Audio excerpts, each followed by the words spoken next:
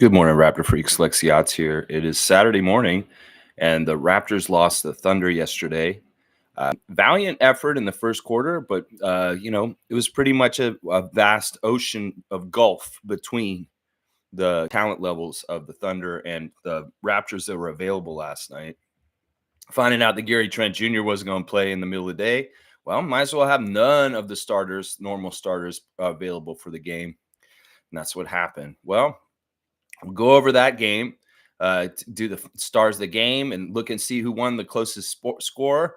But we've got two games to preview today also. Doubleheader today, 2 o'clock, Raptors 905, playing the Wisconsin Herd here in Mississauga, Paramount Fine Food Center, 2 p.m. start. So you can watch some Raptors basketball at 2 o'clock, Raptors 905. Only 3 games left in their season. And then, of course, the Raptors are in Washington. They got on a plane after the game last night, flew to Washington to play the Wizards tonight. Now, I want to say this. Any of the guys that did not play last night should not have to go to Washington.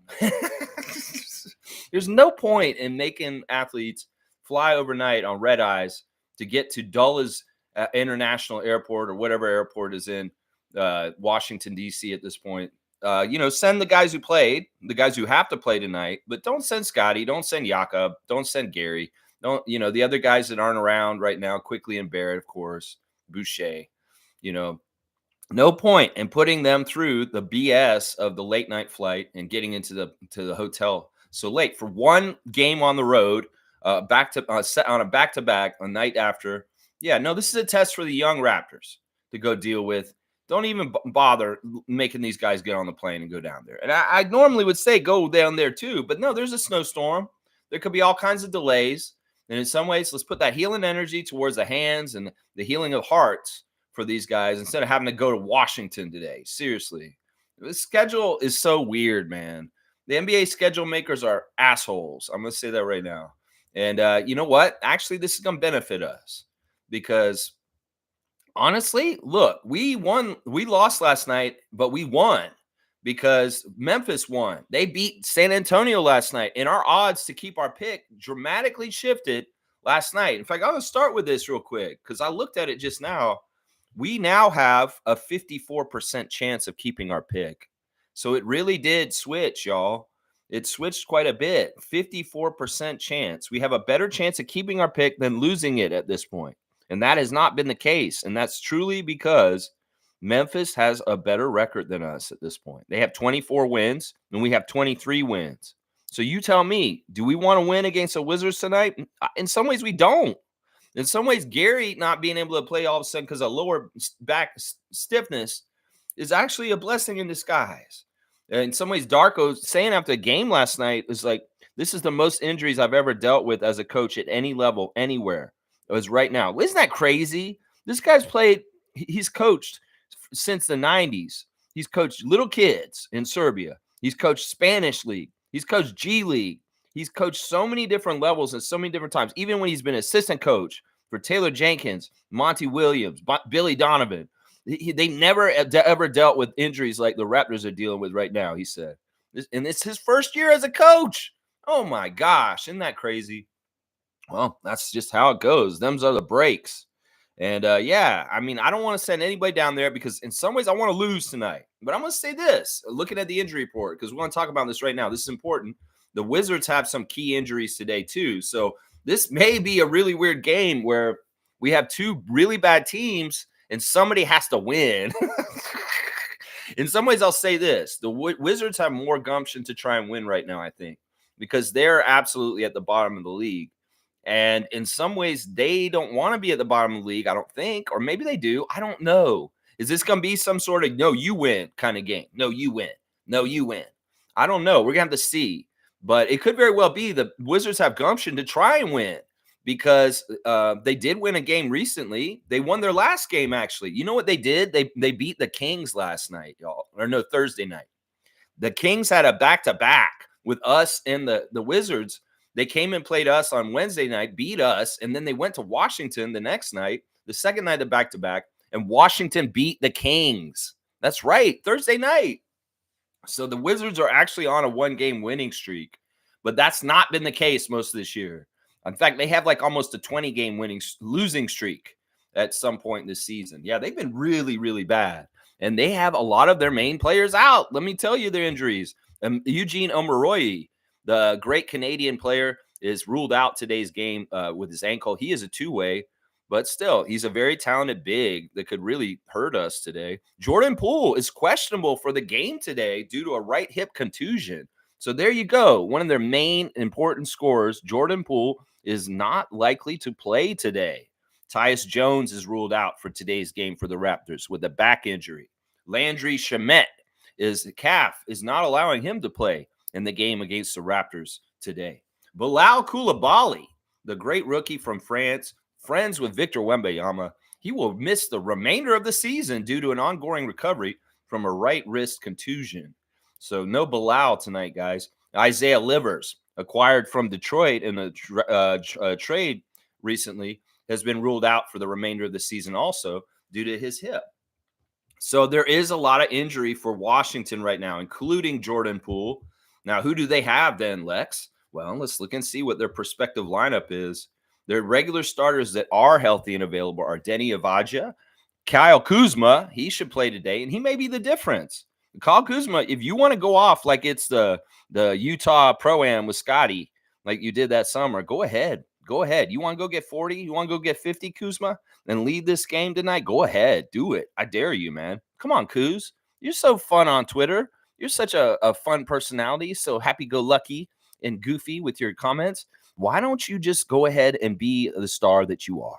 Why don't you just go out there and show us your skill bag and just kill us? Get like 40 to 50 points tonight, Kyle Kuzma. That's what I'm pleading with you, my guy. Marvin Bagley III is their center now. He was acquired from Detroit recently. I don't know who the guards will be tonight, but there could be some maybe it's Jared Butler and Corey Kispert. Corey Kispert likely to start today. It could be Justin Champagnie. That's right. Justin Champagnie is now a full-fledged member of the Wizards right now, and he has been playing for them. So we may see Justin Champagnie battling against the Raptors tonight. Who knows? Maybe he has a Raptor killer game tonight. Who knows? Justin, if you want to get some revenge against us for something that happened here, you go ahead, dude. Tonight's the night. Be a Raptor killer tonight if you really feel like it's Champagnie. Seriously. Rashawn Holmes is the backup center. They also got Johnny Davis in his second year. Patrick Baldwin Jr. Let's see. Who are the other names? Tristan Vucevic. And that's pretty much their team. Yeah, no names, and they are hurt too.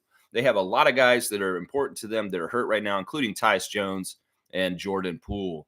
So yeah, that's this is a Wizards team that I would say we need to beat. If normal circumstances, we absolutely could beat them. We could beat them with the team we have right now. I really do believe it, but I don't know if we should. In fact, I think that maybe the game should be very close, competitive. Raptors look like they should win, but maybe they don't somehow, some way. Something stupid happens. I mean, whatever. I just don't want the Raptors to win. Right now, we have a better chance to keep our pick. 54% chance we're keeping our pick from San Antonio right this minute because we have a worse record than Memphis. We win today, that's going to screw all that up. So in some ways, we need to just go ahead and lose the Wizards. So understand this, Raptors fans. Casuals may be really, really thinking something's fucked up with us if we lose tonight. But the real ones like us, well, no, this is for the best for us. Seriously, this is for the best. Trust me. All right, the injuries for the Raptors. Well, I may be here a little bit, guys. Scotty Barnes, yes. Hand. Jakob Poeltl, yes. Finger. Chris Boucher, yes. Knee. RJ Barrett, yes. Personal. DJ Carton, yes. Ankle. Emmanuel Quickly, yes. Personal. Gary Trent, day-to-day, but ruled out for the Friday game. I don't know. I go ahead and rule Gary out again today. I don't think his stiff back should be getting on that plane last night. He should have just stayed here in Toronto. I'm telling you. Technically, Gary and Emmanuel are day-to-day, and they are not ruled out for today's game. But I say you just go ahead and rule them out, Darko. Come on now. You gave Javon Freeman Liberty last night the first start in his NBA career, and he was overjoyed about it. Let's make dreams come true, and let's let somebody else have that tonight. Give somebody their first ever NBA start just for niceness and fun and hopefully losing. I'm just saying, man, that's what we need to do. That's right. All right, let me see. The next part I'm going to do is the referees. We'll start with the 2:00 game at Raptors 905.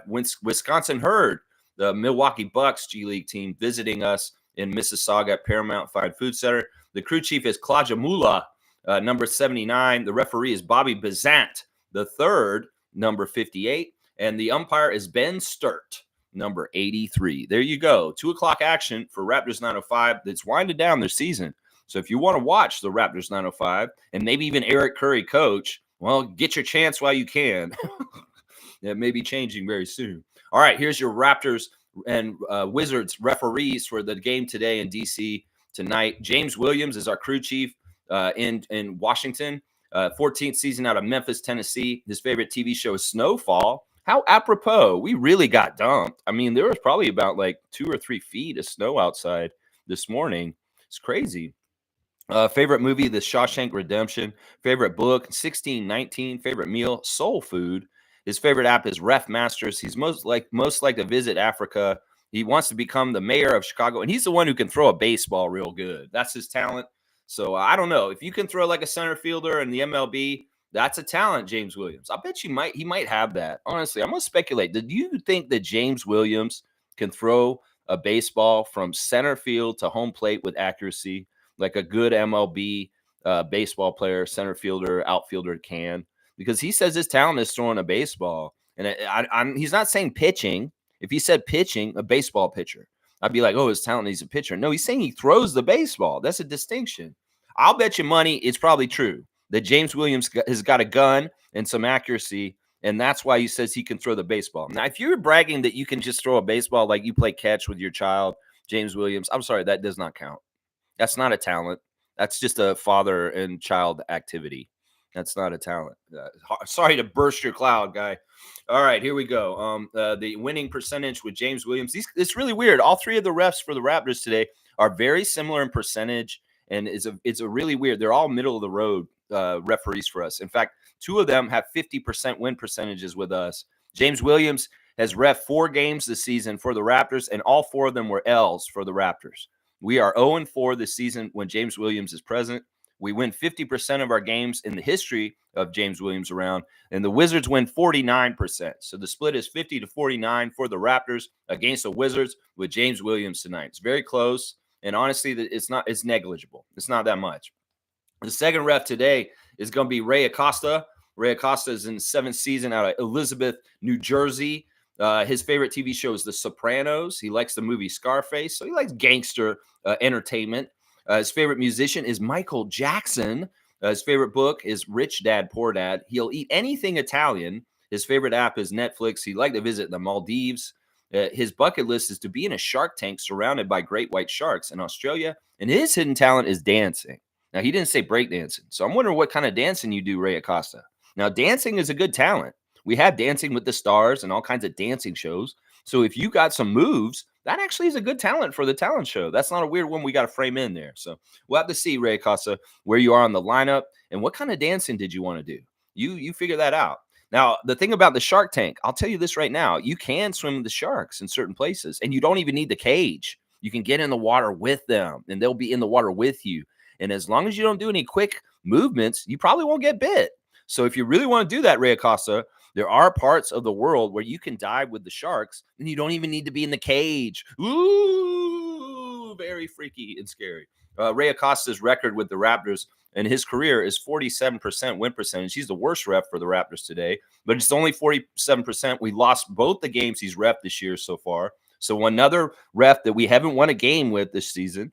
But the Wizards only win 23% of their games with Ray. So it's 47-23 the split for Ray Acosta, the second ref, favoring the Raptors. Yeah, even though we ain't won with them. Jenna Schroeder is the third ref, number 20, the 5th season out of Flint, Michigan. Jenna likes the show 30 Rock. She's into the movie Dirty Dancing with whatchamacallit, Baby and Patrick Swayze. Her favorite musician is Bob Seger. She's got good music taste. Her most like to visit Australia, and her bucket list is to see Billy Joel, Eric Clapton, and the Rolling Stones in concert. That may be still possible right now. I mean, these guys are still touring, all of them, I think, but see them all at once. I mean, that'd be quite the bill. Billy Joel, Eric Clapton, and Rolling Stones, but you better go see them soon, Jenna. because these guys are getting up there. And if you're going to see them in concert, you better get to those concerts soon, because these men could retire at any time. In fact, half the Stones aren't around anymore. It's really just Mick and Keith at this point. So, yeah, get out there while you can and see Eric Clapton, Billy Joel, and the Rolling Stones, Jenna. If that really is on your bucket list, you better get to it, is what I'm saying.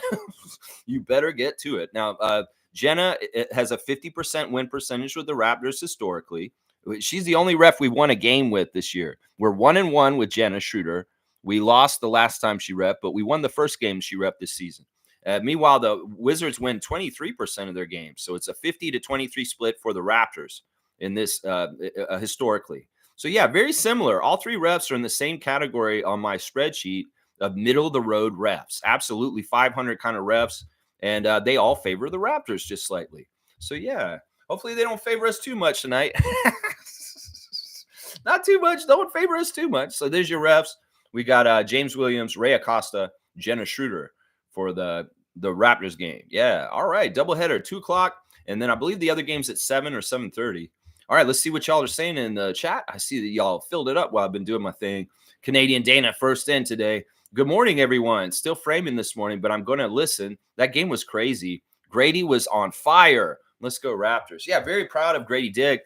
In some ways, Gradey did last night what I was hoping Gary would do in the night before against Sacramento. Gradey got over 20 points and led our team and carried us. In fact, Gradey showed efficiency on volume, which is something I want to know about players. Can you be efficient but with volume, meaning you're going to score a lot, but you can be efficient at it? And he was. In some ways, that's something that Gary hasn't totally proven to me since he's been on the team.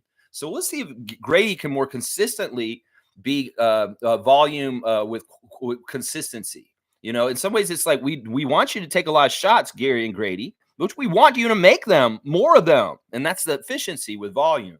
So you better have efficiency with volume if you're getting more shots and more opportunities. I'd like you to see make more of them. And that's what Gradey did last night. In fact, Gradey is my number 1 star of the game for the Raptors last night. Let me get my spreadsheet. Yeah, I'm going to do 5 stars because I felt like it was a valiant effort. The Raptors against the Oklahoma City Thunder, the number 1 team in the West. We took it to them, only lost by 20, but we were playing very competitive with them for the first part of the game.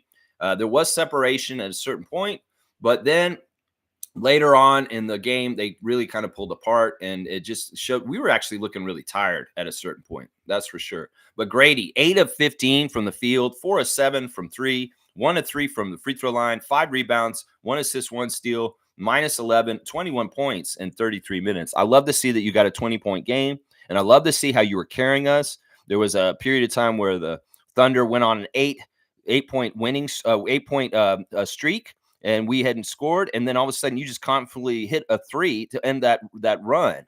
And that's kind of stuff is awesome. In fact, we saw, again, gutsy extra play, like whether it was that crazy shot you took with contact where you're falling down and you made it flip up over and get in the basket, whether it's the dunk you had. There's all kinds of stuff you're doing, Gradey, that's really opening my eyes to potential and the possibilities with you. And every single game you play, we're seeing a little bit more added to that.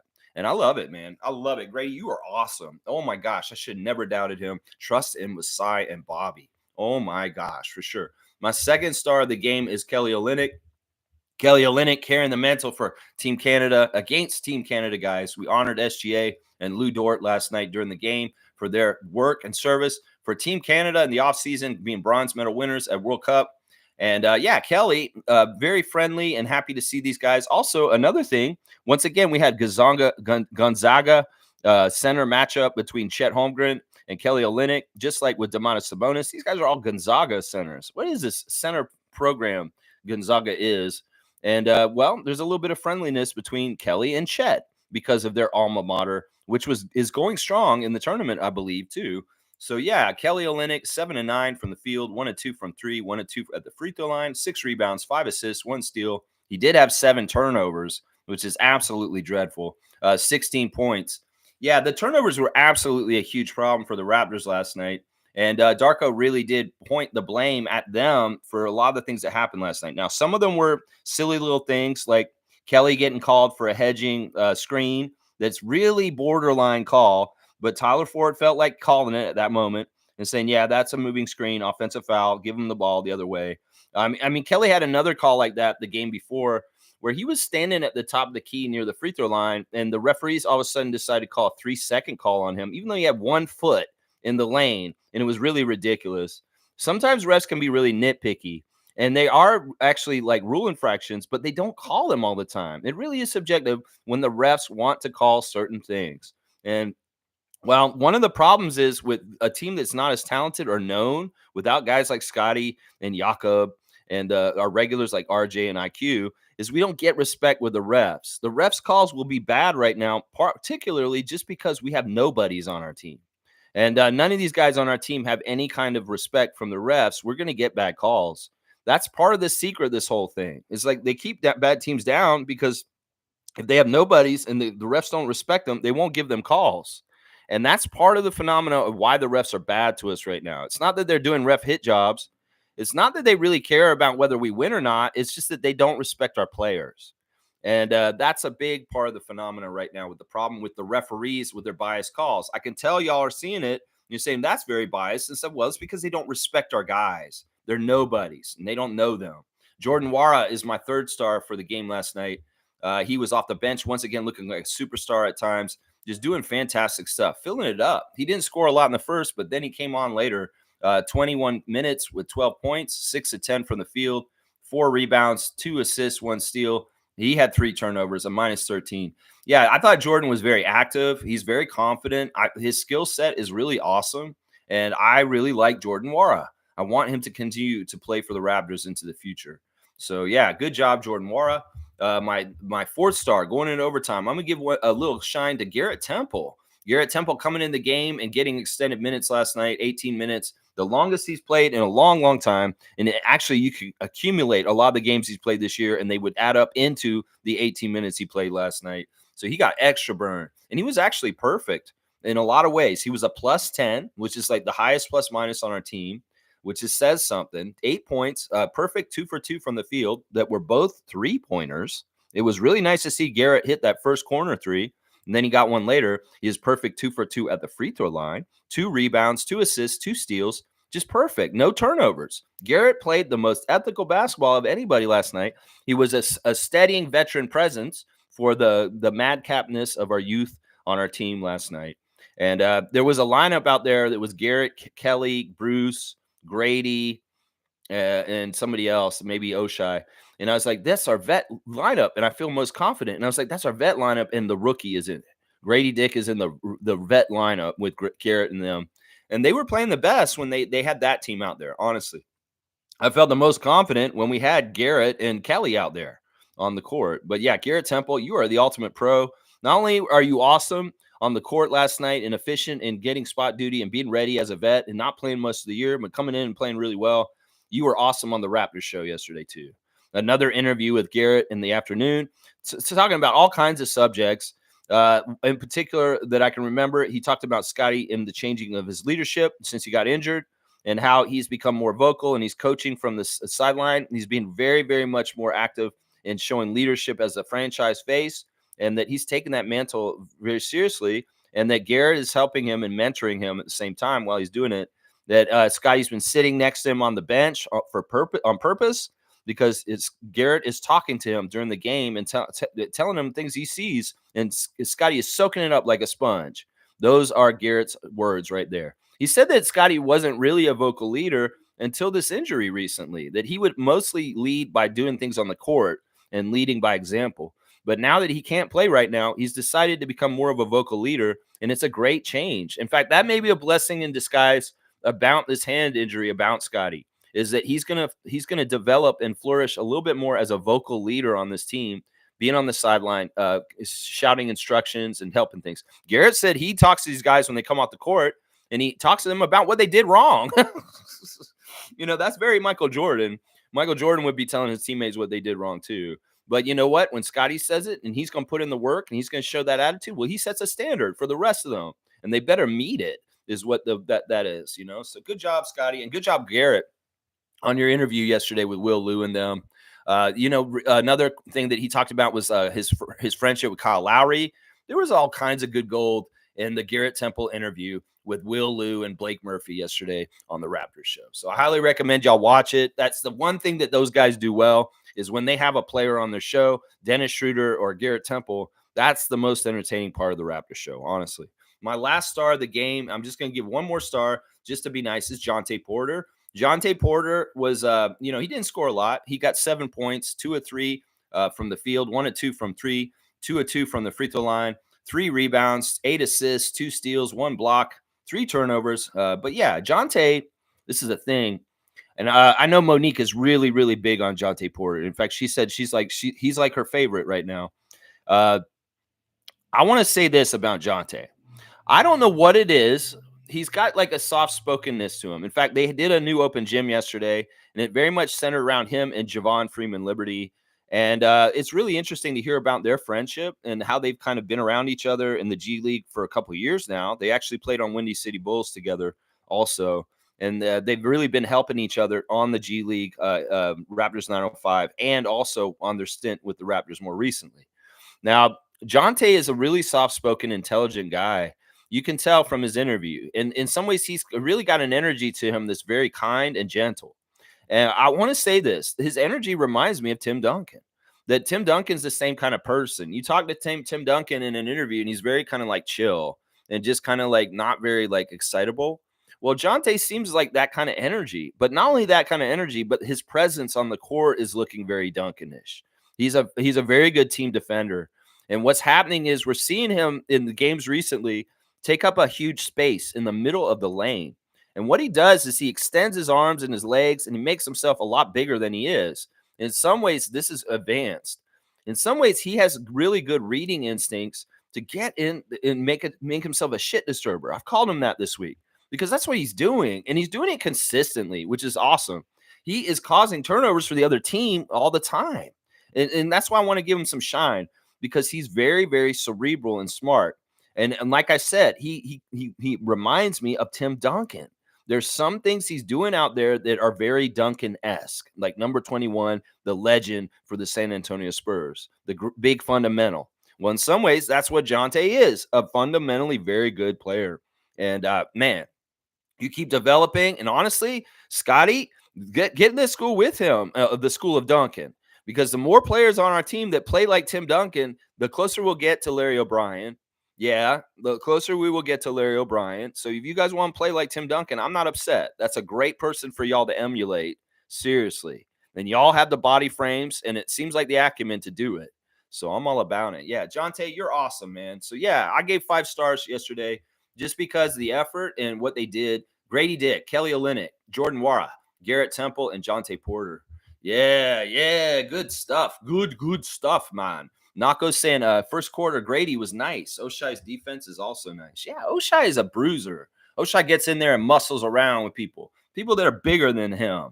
Takes the challenge and goes in there. I really respect that. The fact that he's making more and more of his threes. Hey. In some ways, I'm getting more and more to be a fan of Ochai Agbaji, and I would like to see him play for the Raptors next year. I wasn't totally sure on him. I'm more sure on him than I am Bruce Brown. That's for sure. Yeah, Cowboys here. Good morning, Lex and the Freaks. Yeah, great fight by the Raptors. Gradey leveled up again. Good luck with the framing, Dana. Yeah, good luck with your basement framing, Dana. I hope it goes smoothly, and I hope you're entertained by my silliness on this channel. I hope you're not having any finger salutes while you're doing it. I hope it's all smooth and there's no cussing. No, it went smooth. It got done. It's all good. Yeah, if Tada could be there to help you, 647-833-6844 in your area. I'm sure there is Tada, but I don't know. Maybe.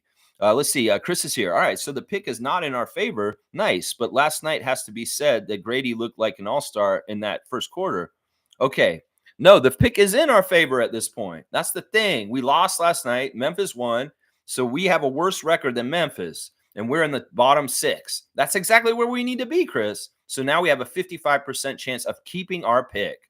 The chance was 40% yesterday. So we jumped up 14 percentage points that we're going to keep our pick. This is the direction we need to go in. In some ways, that's the percentage of what's likely where we're going to finish at the end of the season is what it is. And they're saying 54% chance that we will keep our pick by the end of the year. So that's what it's saying. All right. Well, since Chris is here, I'd like to go ahead and go over the score predictions from last night. And if y'all want to play for tonight, we can. So if you guys want to put in your score predictions for tonight also in the chat, we will get to those also. All right. This is the rundown from the worst to the best. Number 12 last night with the score prediction, Kareem Thomas. He predicted that the Raptors would win 101-99. So he's 26 points off the final total, which was 123-103, 20-point win for the Thunder. So David was second to last because he picked the Raptors to win also. But get this, David actually predicted the Raptors score correctly. He's the only one who predicted the Raptors would score 103, but unfortunately, he really got the Thunder wrong. So he was 25 points off because of the Thunder score, but he got the Raptors score exactly right. Good job, David Saborin, even though you came in second to last. Monique also in the bottom because she picked the Raptors to win also, 102-106. She was 24 points off the final score. Smooth Brown Man, number 9 on the list for last night, 115-90 was his prediction, and he was 21 points off the score. I came in 8th. I'm next with 19 points off the score. It's just that I put I got the score for the Raptors almost right, 105. They got 103, but I gave too many points to the Thunder, and that screwed me up. 19 points off the score myself. Tied for 6th place, 2 guys got 17 points off the score, Canadian Cowboy and Seymour. Seymour, you did not win the one last night. You're in 7th with Cowboy. Both y'all were 17 points off the score. Jillian coming in 5th in the top 5, getting 14 points off the score. She actually guessed the Oklahoma City Thunder score exactly right. She said 123 for the Thunder, and she was right. Good job, Jill. You got the Thunder score right. So David and Jill got the scores right for those 2 teams, but just really wrong on the other side. Jill, you're only 14 points off the score, though. With the Raptor score, you said 89. Well, they got 103. So 14 points off. You're 5th. Trevor J, 4th in this competition last night. 130-97 was his guess. He's 13 points off the score. Now, Randolph was just right there next to Trevor J, but a little bit closer, and tied with Naco the Nacho for 2nd. So Gerald and Randolph, you guys got 2nd place last night in the score prediction game, 12 points off, both of y'all. And the winner last night, getting the closest score, 3 points off the Raptor score and 3 points off the Thunder score, Chris, MSJ. Getting the big win last night, 6 points off the score. Now, Seymour was 5 points off the score before, so you're very close. 6 points off, Chris. You got the number 1 last night. So let's celebrate MSJ on a great prediction last night. He said 126-106, a 20-point margin. And it was a 20-point margin, except it was 103-123. So he's just 6 points off the final score. Chris, good job. Kudos to you, sir. Bravo, bravo, bravo, sir. Bravo, sir. He's saying, Chris is also saying Gafford is not on the Wiz anymore. He always kills us. Yeah, he's on the Mavericks now. And yeah, he's not on the Wizards are a weird team. They're bad. They're bad. Yeah. Yeah. I don't want to beat them, though. I do not want to beat them, though. Even though they're bad, I do not want to beat them. We need to lose to them tonight. In fact, this may be the challenge. Darko, can you lose to them somehow, some way? I know you're not going to try to. So how do we do this? How's this going to go down? Is the effort of the Raptors and the winning culture of us going to beat them no matter what? And we're just going to get a win tonight? Oh, my gosh. This may be the win that I hate the most in my entire life of being a Raptors fan if we beat the Wizards tonight. We'll have to see. We'll have to see how it all goes down. Maybe this is a win to get because it is gettable, and we do want to have it. But do we want to mess around with the pick? See, we got to think about what our priorities are right now. Is it go ahead and get the win and make everybody feel good? In some ways, it may be smart to win this one tonight because it'll break up this losing streak that we have right now. We have a 9-game losing streak right now. And in some ways, if we win tonight, we end that streak and we can start a whole new losing streak for the rest of the season. And that way we don't have some sort of weird like 20-game losing streak for the end of the year. So, I mean, I can look at all kinds of different reasons why we should win or lose today. And, either way, we don't win or lose. We don't lose. We're going to win. Either we win the game, we get the feelings of, yay, we won the game, or we lose. And, well, it helps us with our draft for sure. So we're in a good situation. It's just a weird situation. It's a very weird situation. Yeah, for sure. Let's see. Kareem is here. Cowboys saying 46% chance for the pick right now. Correct me if I'm wrong. No, it's a higher. We have a 54% chance We're going to keep our pick right now. Yep, it's 53.6. We're in the 6th position and 0.9 at the 5. So, yay. It's about a 55% chance we're keeping our pick right now. So we can go that percentage up and get it to like 60 or 70% chance. That'll be helpful. It really will. But we have a better chance of getting it now. We had a 40% chance before, but now that we flip with them, we go to 54%. Yeah. That 46% chance the other way that we lose it. It's 46% chance we lose it, 54% chance we win it right now, currently, as we speak. Fiercely saying, good morning, fam, and happy Saturday. Pretty please. Let's stop the streak tonight. The game is very winnable. I like Kuzma. He's on my fantasy league, but tonight is all about business. So Fiercely's not about wanting to lose to the Wizards tonight. And I mean, I get that. And some of y'all really starved for getting a win. I get it. This season's been weird and tough. But in some ways, I'm like, let's just go ahead and lose. I know this isn't like me. In some ways, I shouldn't be like this, but it's the current situation. We want to game what's best for the Toronto Raptors franchise. Losing is best for our franchise right now, even if it's a Wizards game that we can totally win, even if it is.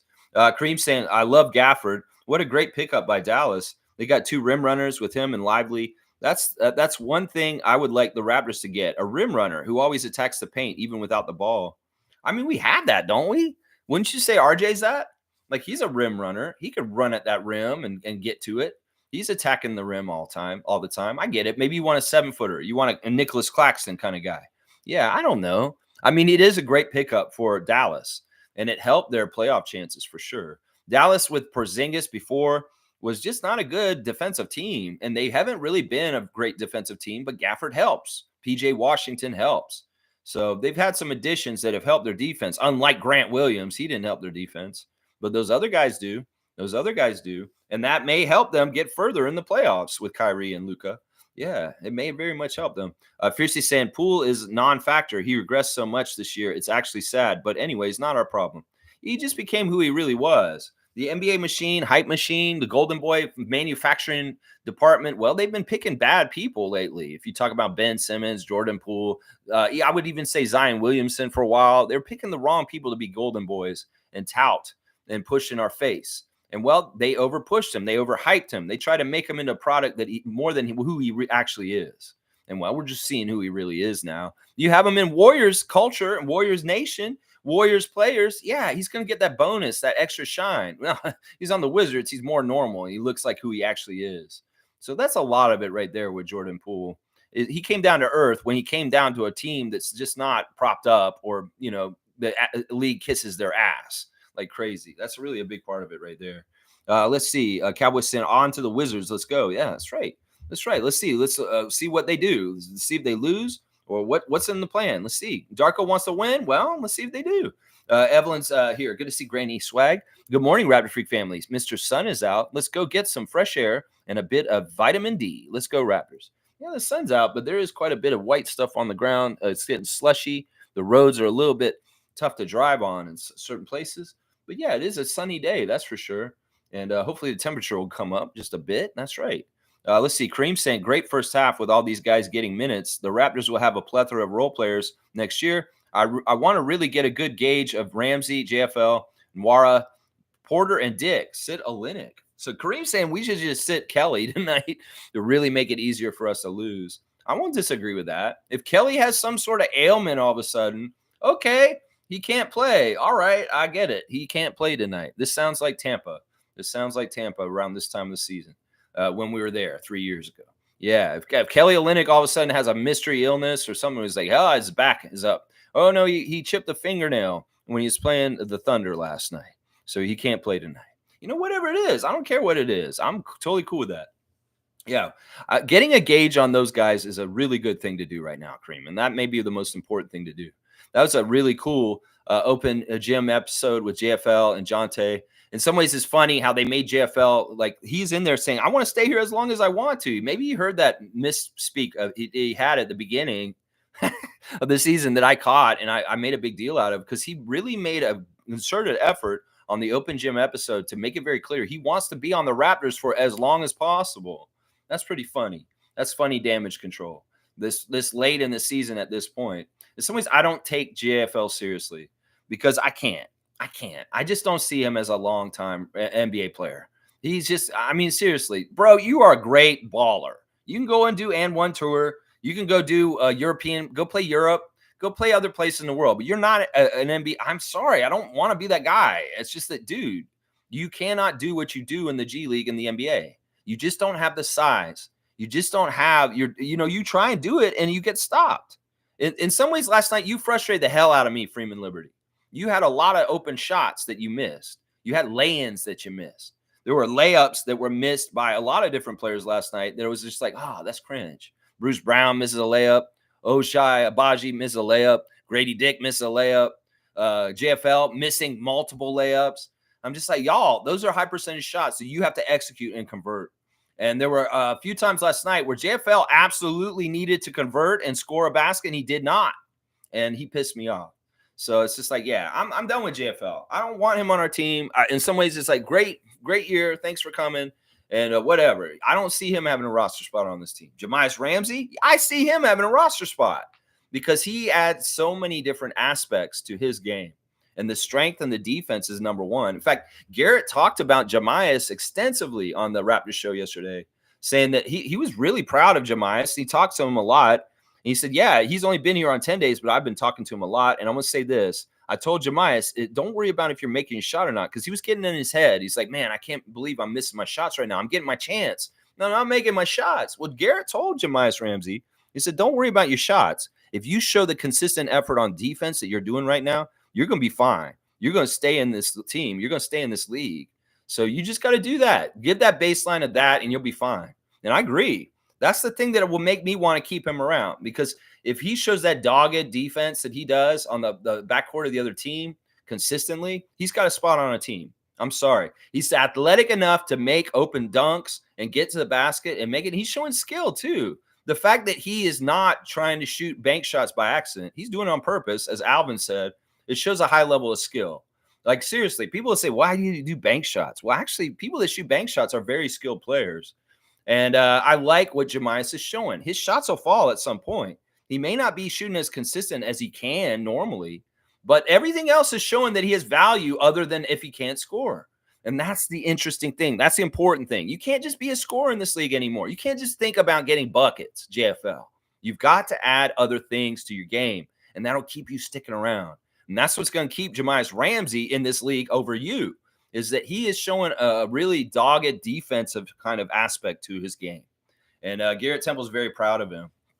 Very, very proud of him. Yeah. Cowboys all about the idea of sitting Kelly Olynyk. Man, we had some moments last night in the game that were absolutely special. First of all, a surprise appearance by the JYD. It's so cool to see two of my guys who have jerseys on my wall that y'all see when I sit on that wall, the number 20 and the number 13, the Alvin Williams and Jerome Williams jerseys signed by those guys, both in the broadcast booth last night for a bit of time. JYD, you are awesome. Your personality is effervescent, and you are truly one of the great Raptors alumni. And, man, you're so fun. And seeing you pal around with Alvin Williams on the broadcast last night, and, man, you're just so awesome and learned and just a really cool energy to you, Jerome. I love you so much, Jerome Williams. And thank you for dropping through and making an appearance. In some ways, I wonder if that was set up because they know the Raptors are in a certain mode of losing and they want to entertain and spice up the broadcast for everybody. So, like have the JYD on for entertainment purposes. It was really special. And I always love seeing Jerome drop through Toronto and say hello to the dog pound. And I'm one of them. You are awesome, JYD. And then, oh my gosh, I shed a tear. When I heard the interview with Kelly Olynyk's mom, Arlene. Oh my gosh. Of course, she has a special bond to our team as a scorekeeper in the early expansion years. Of course, Kelly came to those games. But man, when she's talking about how proud she is of her son, she was such a mom. She's like, you can tell that his life and his career and what he's done with his basketball career has gone way places that she had no idea that dreamed of. The fact that he plays for Team Canada and he's a celebrated national hero, the bronze medal winning FIBA World Cup team is so special to her. You can tell she was like, oh my gosh, what a mom. And like the most proud kind of mom moments. I mean, it made me tear up because it made me realize it's like, that's Canada pride. And it's also pride for her son and his achievements in the NBA and what he's accomplished in his long, long career. It's like she said, he's done so much in his career that it's like, I didn't think anything could really like move me or top this. But when he came back and I saw him in that Raptors jersey, it was really special. Man, as a Raptor freak, and seeing her wear the Alvin Williams jersey and tooting the horn of Boogie Williams at the same time, it's just, oh my gosh, man. She's a Raptor freak. She's got my heart. And Arlene Olenek, thank you for being on the broadcast with Savannah last night. That was touching. I could tell everybody was touched by what she said, and everybody kind of had to collect themselves during the commercial break after she was on.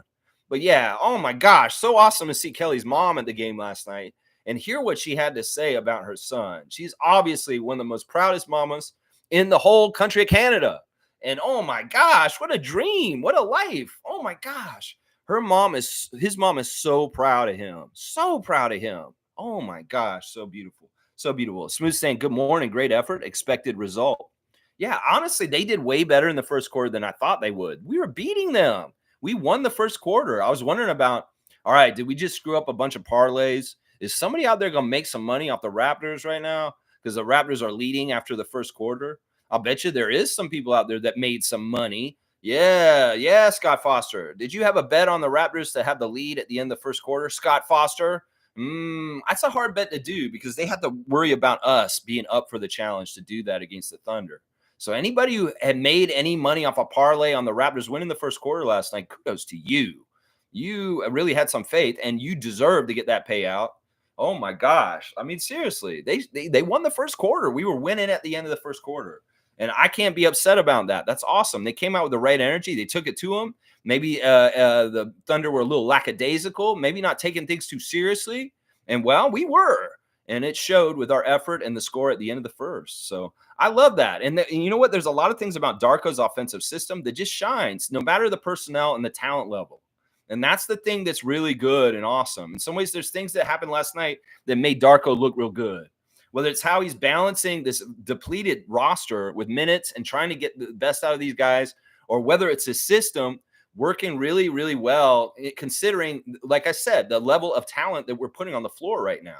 The system's successful and gets buckets still, high percentage shots near the basket with guys that are not like the top. They're the bottom of the barrel of our guys on the roster right now. So that's a good thing for Darko's system, that it's successful with lesser talent. Let's see. Fiercely saying, for yesterday, I really enjoyed Gradey. My goodness, how I feel good for the years to come. Kalinick was also very effective, and surprisingly, I appreciated Temple. When he stepped on court, we did good. Yeah, he's steady. He's a steadying force. And honestly, I don't know what Garrett Temple's contract situation is for next year. Some people will be like, why are we going to bring him back? Well, there's a lot of reasons to bring Garrett Temple back. A lot of good reasons. And I'm totally for bringing Garrett Temple back on the Raptors for next season. The leadership, the all kinds of plus bonuses that have nothing to do with being on the court are really plentiful and bountiful. And I mean, we had that old man Wiseman trio of Otto, Thad, and Garrett. And the one that's still here is Garrett. And honestly, in some ways, he is the best one out of those guys. I love Thad, and Thad's great. But in some ways, he's not the same kind of leader that Garrett has been. He isn't. But yeah, a good job, Garrett Temple, being ready, coming out there and playing a perfect game, honestly. Fiercely saying, once again, I know I repeat myself, but Bruce Brown got to go, Tabernacle. You know, I just feel like he's just casual. I feel like there's some real casual air to him. In some ways, he's a happy-go-lucky guy. He doesn't take things too seriously. He's a little smiley. He's a little bit goofy. But I feel like there's something very casual about him right now. He didn't have a horrible game. Of course, he could have stepped up. You know, there's no Trent. There's no Scotty. There's no nobody. In some ways, Bruce, you're the next one up with Gradey and maybe Oshai that you guys should be trying to take over and be the main scorers. Well, Bruce took 8 shots, 4 of 8, 50% shooting. I can't get mad at that. 1 of 2 at the free. That's okay. 1 of 2 at the free throw line. I don't like that. 3 rebounds, 5 assists, 2 turnovers, a minus 19 with 10 points. Yeah, Bruce, bro, 10 points? That's all you're going to chip in the game last night against the Thunder? Nah, bro, you should have scored more than that. Come on, Bruce. In some ways, I think you are kind of like not playing as well as you could because maybe you don't want us to keep your team option. That's the feeling I'm getting.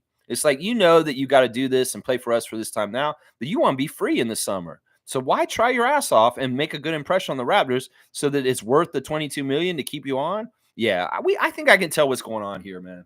I think I can tell. I think I can tell what's going on here. Let's see.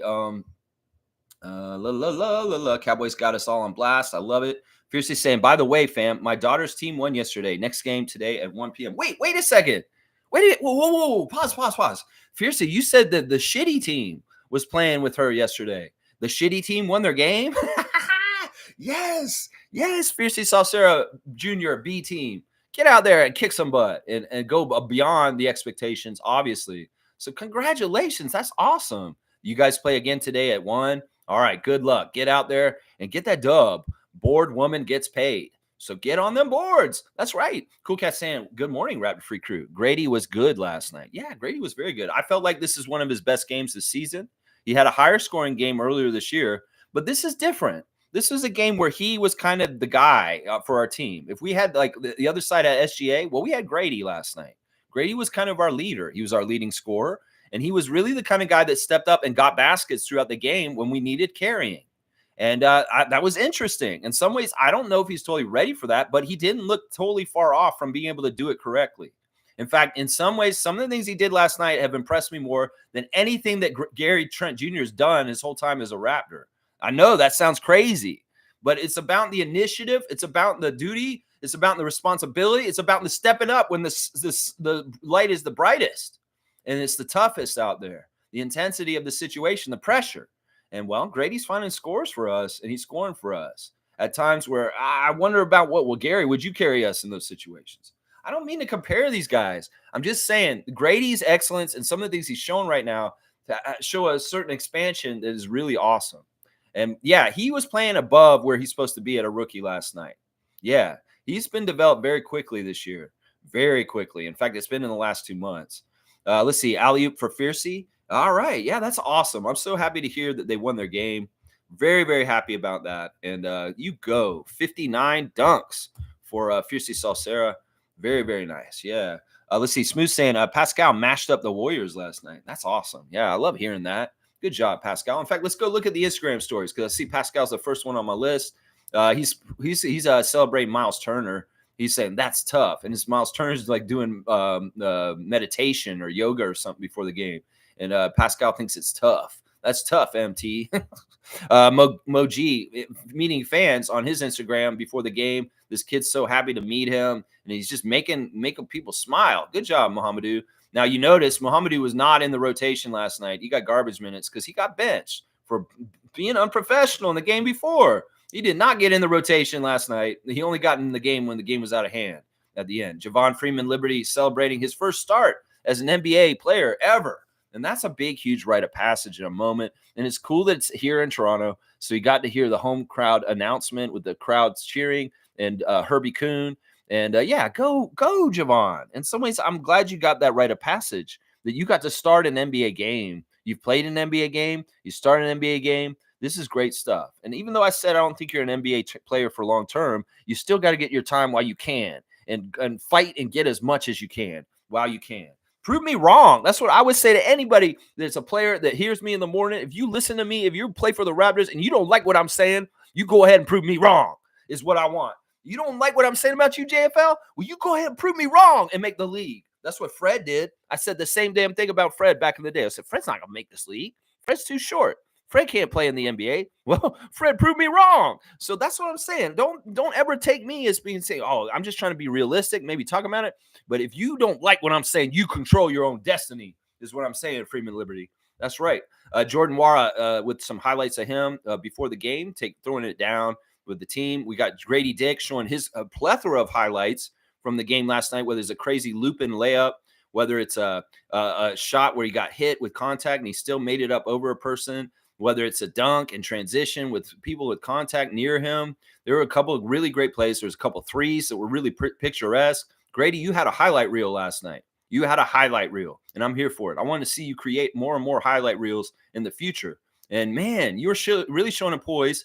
And, honestly, like I said, Grady hits threes, and he doesn't care what's going on in the game. He's ice cold, short memory. And he's going to take that shot and he's going to make it fundamentally the way he's supposed to, no matter what the score is or what's going on in the game. And that's something we need. Ice cold veins. Make the shot no matter the conditions. Just be a robot. Make the shot. That's all it is, Grady. Make the threes. That's right. I love it. Let's see. What else is going on Instagram? We got Slim Duck. He's celebrating somebody's birthday. Who is that? Chris Rain. Chris Rain's birthday. I don't know. He looks like a football player. So Chris is celebrating a friend of his. Mr. New York City has got a quote from, I'm not even sure he's saying, I used to think I can save everyone until I realized they were drowning me. Oh, so, Marquise said something on Twitter in the last couple of days that this summer is going to be the summer that I distinguish myself above everyone. That's awesome. Hey, listen, once again, I'm not hating on you. I do believe in you, Noel. I do.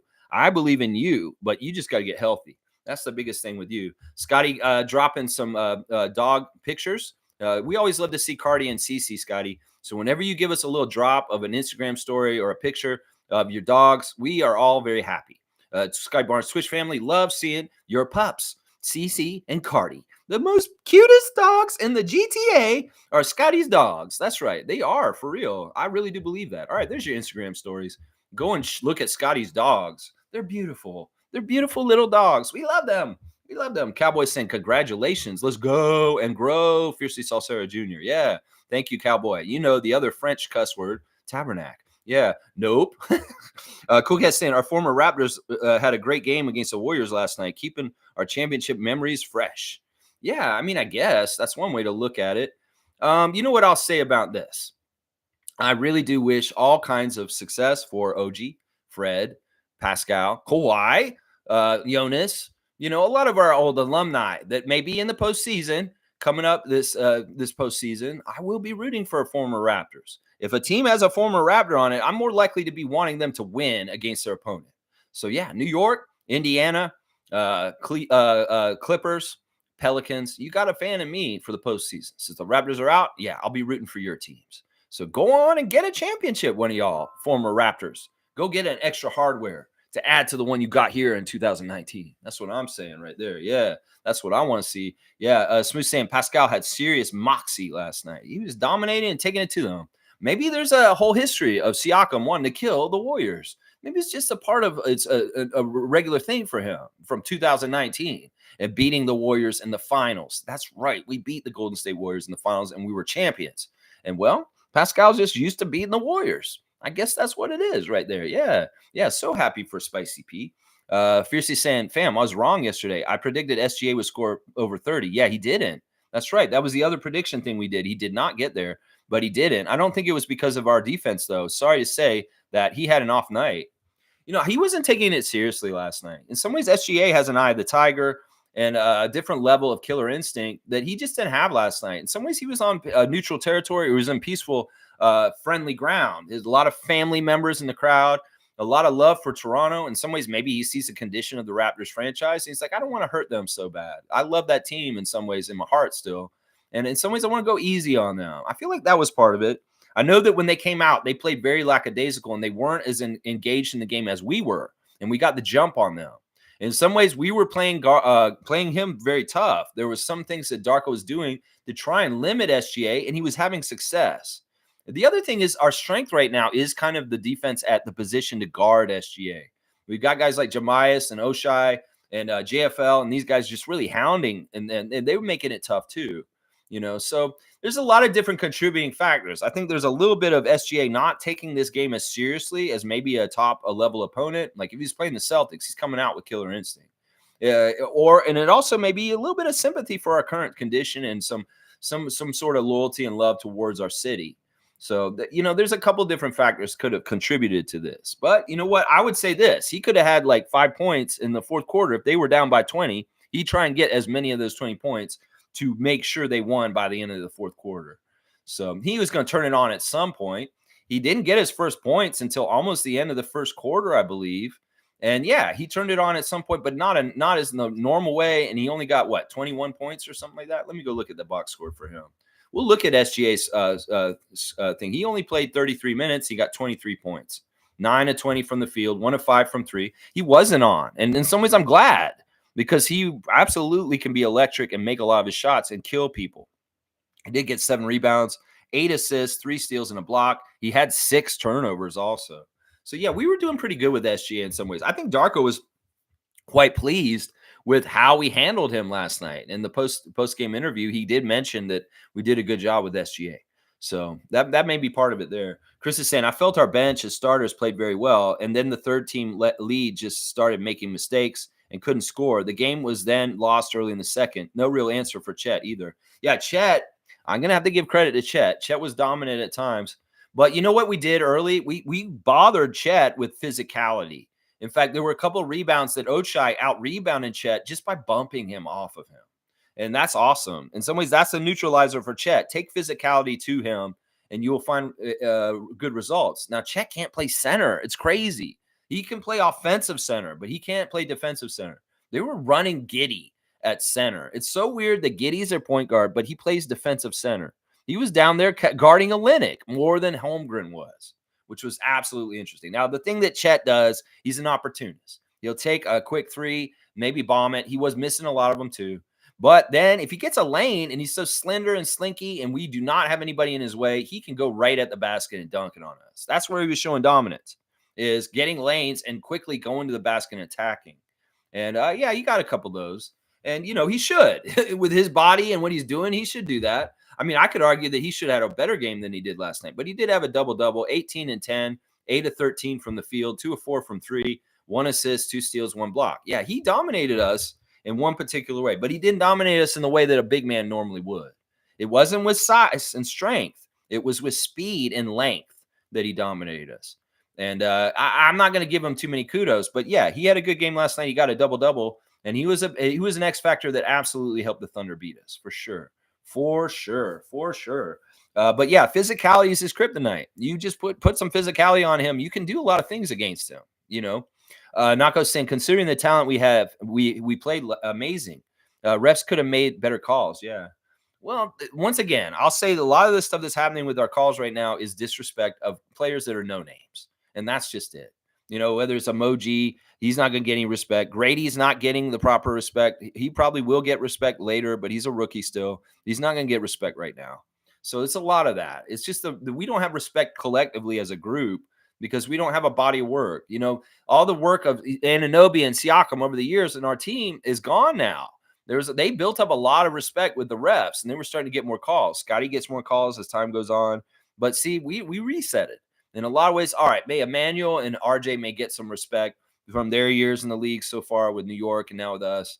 But these young guys are no names. Nobody knows who JFL is. Nobody knows who Mohamedou Gueye is. They're not going to get any kind of calls. And Grady, nothing either. And that's the biggest problem right there. That's really it. Tyler Ford was pretty good. I mean, they weren't horrible. James Capers does have a bias against us.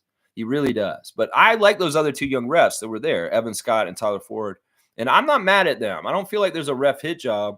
It's just that some points, yeah, Tyler Ford kind of called a ticky-tack offensive foul on the screen with Kelly Olynyk, and that's annoying. That's a momentum changer for sure. That's a momentum changer. Cowboys saying, we're going to have a great team at bench next year. Great job, Bobby and Masai. You know, I think we will have a good bench next year, but I don't know how much of the guys we saw last night are going to be involved in it. Seriously. I'll say half the guys that are played last night will be on our team next year, and half of them will be gone. And I can pick and choose who I'd like to have to be. Jonte, Jordan, Jamias, those three for sure. And Oshai and Grady and Kelly.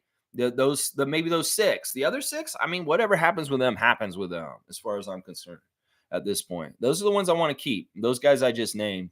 I feel like they're the best ones. Jonte, Jamias, Jordan, Grady, obviously, and Kelly. And, yeah. You know, those are the ones that I really like that we got right now in this lineup. Let's see. Chris is saying JFL slowed SGA. Let's give him some credit. Solid B grade in JFL's first ever start versus the best point guard in the league today. Also, those Grady finishes over Chet and SGA. Wow. And one on SGA. Yeah, he's just shocking us. He more and more. He's not just a shooter. He's not just a scorer. He can defend, and he's actually got really high aptitude on reading plays and how they're developing and getting in passing lanes and being a shit disturber. There's a lot of bonuses with Grady. A lot of bonuses with Grady. And, you know, you could look at Josh Giddey's body last night and think about Grady kind of filling out with muscles the way that Josh Giddey is. You know, you see how sizable Josh Giddey is at 6'8", and how he was playing defensive center. Once again, they got Giddey, the Australian guy down there, playing defensive center, and Chet is like not the defensive center. So Gradey, if you could get muscles like Josh Giddey, well, maybe you could be doing a little bit more of that kind of stuff. You're the same height and in some ways the same body type. And Josh Giddey was probably a pretty skinny guy before, like you. Well, let's see Gradey Dick develop and have shoulders and muscles like Josh Giddey does, because I could see that very much being a possible thing. Yeah. Fiercely saying Garrett showed us he's more than a pretty face and an astute fashion icon. Yeah, he's ready to go when his number's called.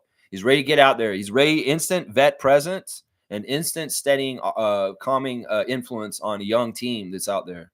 Yeah, they have some of that on their other side. In fact, it's interesting, the Thunder with Gordon Hayward and Mike Muscala. Of course, they don't really totally fit the age bracket of the team they're playing on, but they do need a little bit of vet presence. And those guys are kind of providing it in some ways right now. Of course, SGA is the leader, and he's going to be the guy who's kind of running things, and he's very mature for his age for doing it. But having guys like Hayward and Muscala around, added at the trade deadline, is maybe going to be helpful for them in their playoff push this year. Them being the top team in the West, there's a lot of high expectations for the Thunder to do some things and make some noise in the postseason. So don't drop the ball, SGA. In some ways, we're watching, and we want you to be badass, be successful in the NBA postseason, and carry that success towards Paris and the Olympics this summer. Yeah. Nako's saying SGA is a long boy. All right, let's see. Fiercely saying, Chris, you're right. I was trying to understand how come SGA didn't go off as he usually does. There's probably a few different reasons on that. You know, maybe he wanted to give a little bit more to other guys. I mean, who was the leading scorer for those guys on that side? It was SGA still, with Jalen Williams showing up with 20 points after him, and then Chet with 18. They had 7 guys in double figures, including Kenrick Williams off the bench. Cason Wallace, the rookie, came in and got 12 by the end of the game. Lou Dort with 10. Josh Giddey with 10. Yeah, that was pretty balanced attack by them. But, yeah, their starting lineup is very strong, and they've got some players off the bench that are pretty good. I mean, they're not as deep as maybe some of the other playoff teams. I'm going to say that. Isaiah Joe is not a really good rotation player to have. Even that Wiggins guy, I'm not too key on them either. So, their depth may be a problem for them. Similar to the Kings. The Kings have a depth problem also, I think, this year. So that may be the Achilles heel for the Thunder in the postseason, is that their bench isn't as good all the way through. Let's see. Duke's here. Good to see Duke Rocks, current Yahoo Fantasy Basketball champion for our league, and he's going in the playoffs to defend his title. He's one of the 8 seeds to do it. Next week, our playoffs will start. So be ready, guys. Be ready, Country Kong, MK, Saborin Brothers, Raymond Jacob, everybody who's in the playoffs, be ready. And that's Duke Rocks, too. He's saying, I was watching a clip of Jimmy Kimmel bashing Trump, and at the end of the clip, the video showed Dick and Anthony Black exchanging jerseys. Side by side, the jerseys read Black Dick. Yeah, everybody's jumping on this and trying to make it funny and laugh, ha, ha, ha, about this. It is what it is. As Gradey said, he's his friend. He's known him for a long time, and he just wanted to swap jerseys with him. What do you think that? What? Get your mind out of the gutter, Jason. What? No, it's just an innocent little jersey swap. They can't help what their last names were. Their parents had those last names when they were born. So it's just like, hey, okay. This is what this turns into be. Okay. What, Anthony, did you think that would happen? Is that why you suggested a jersey swap with Gradey? Oh, you're so witty. You're so witty. Ha, ha, ha. Oh, get your mind out of the gutter. They're just names. They're just names. That's what I'll be telling people, Jay.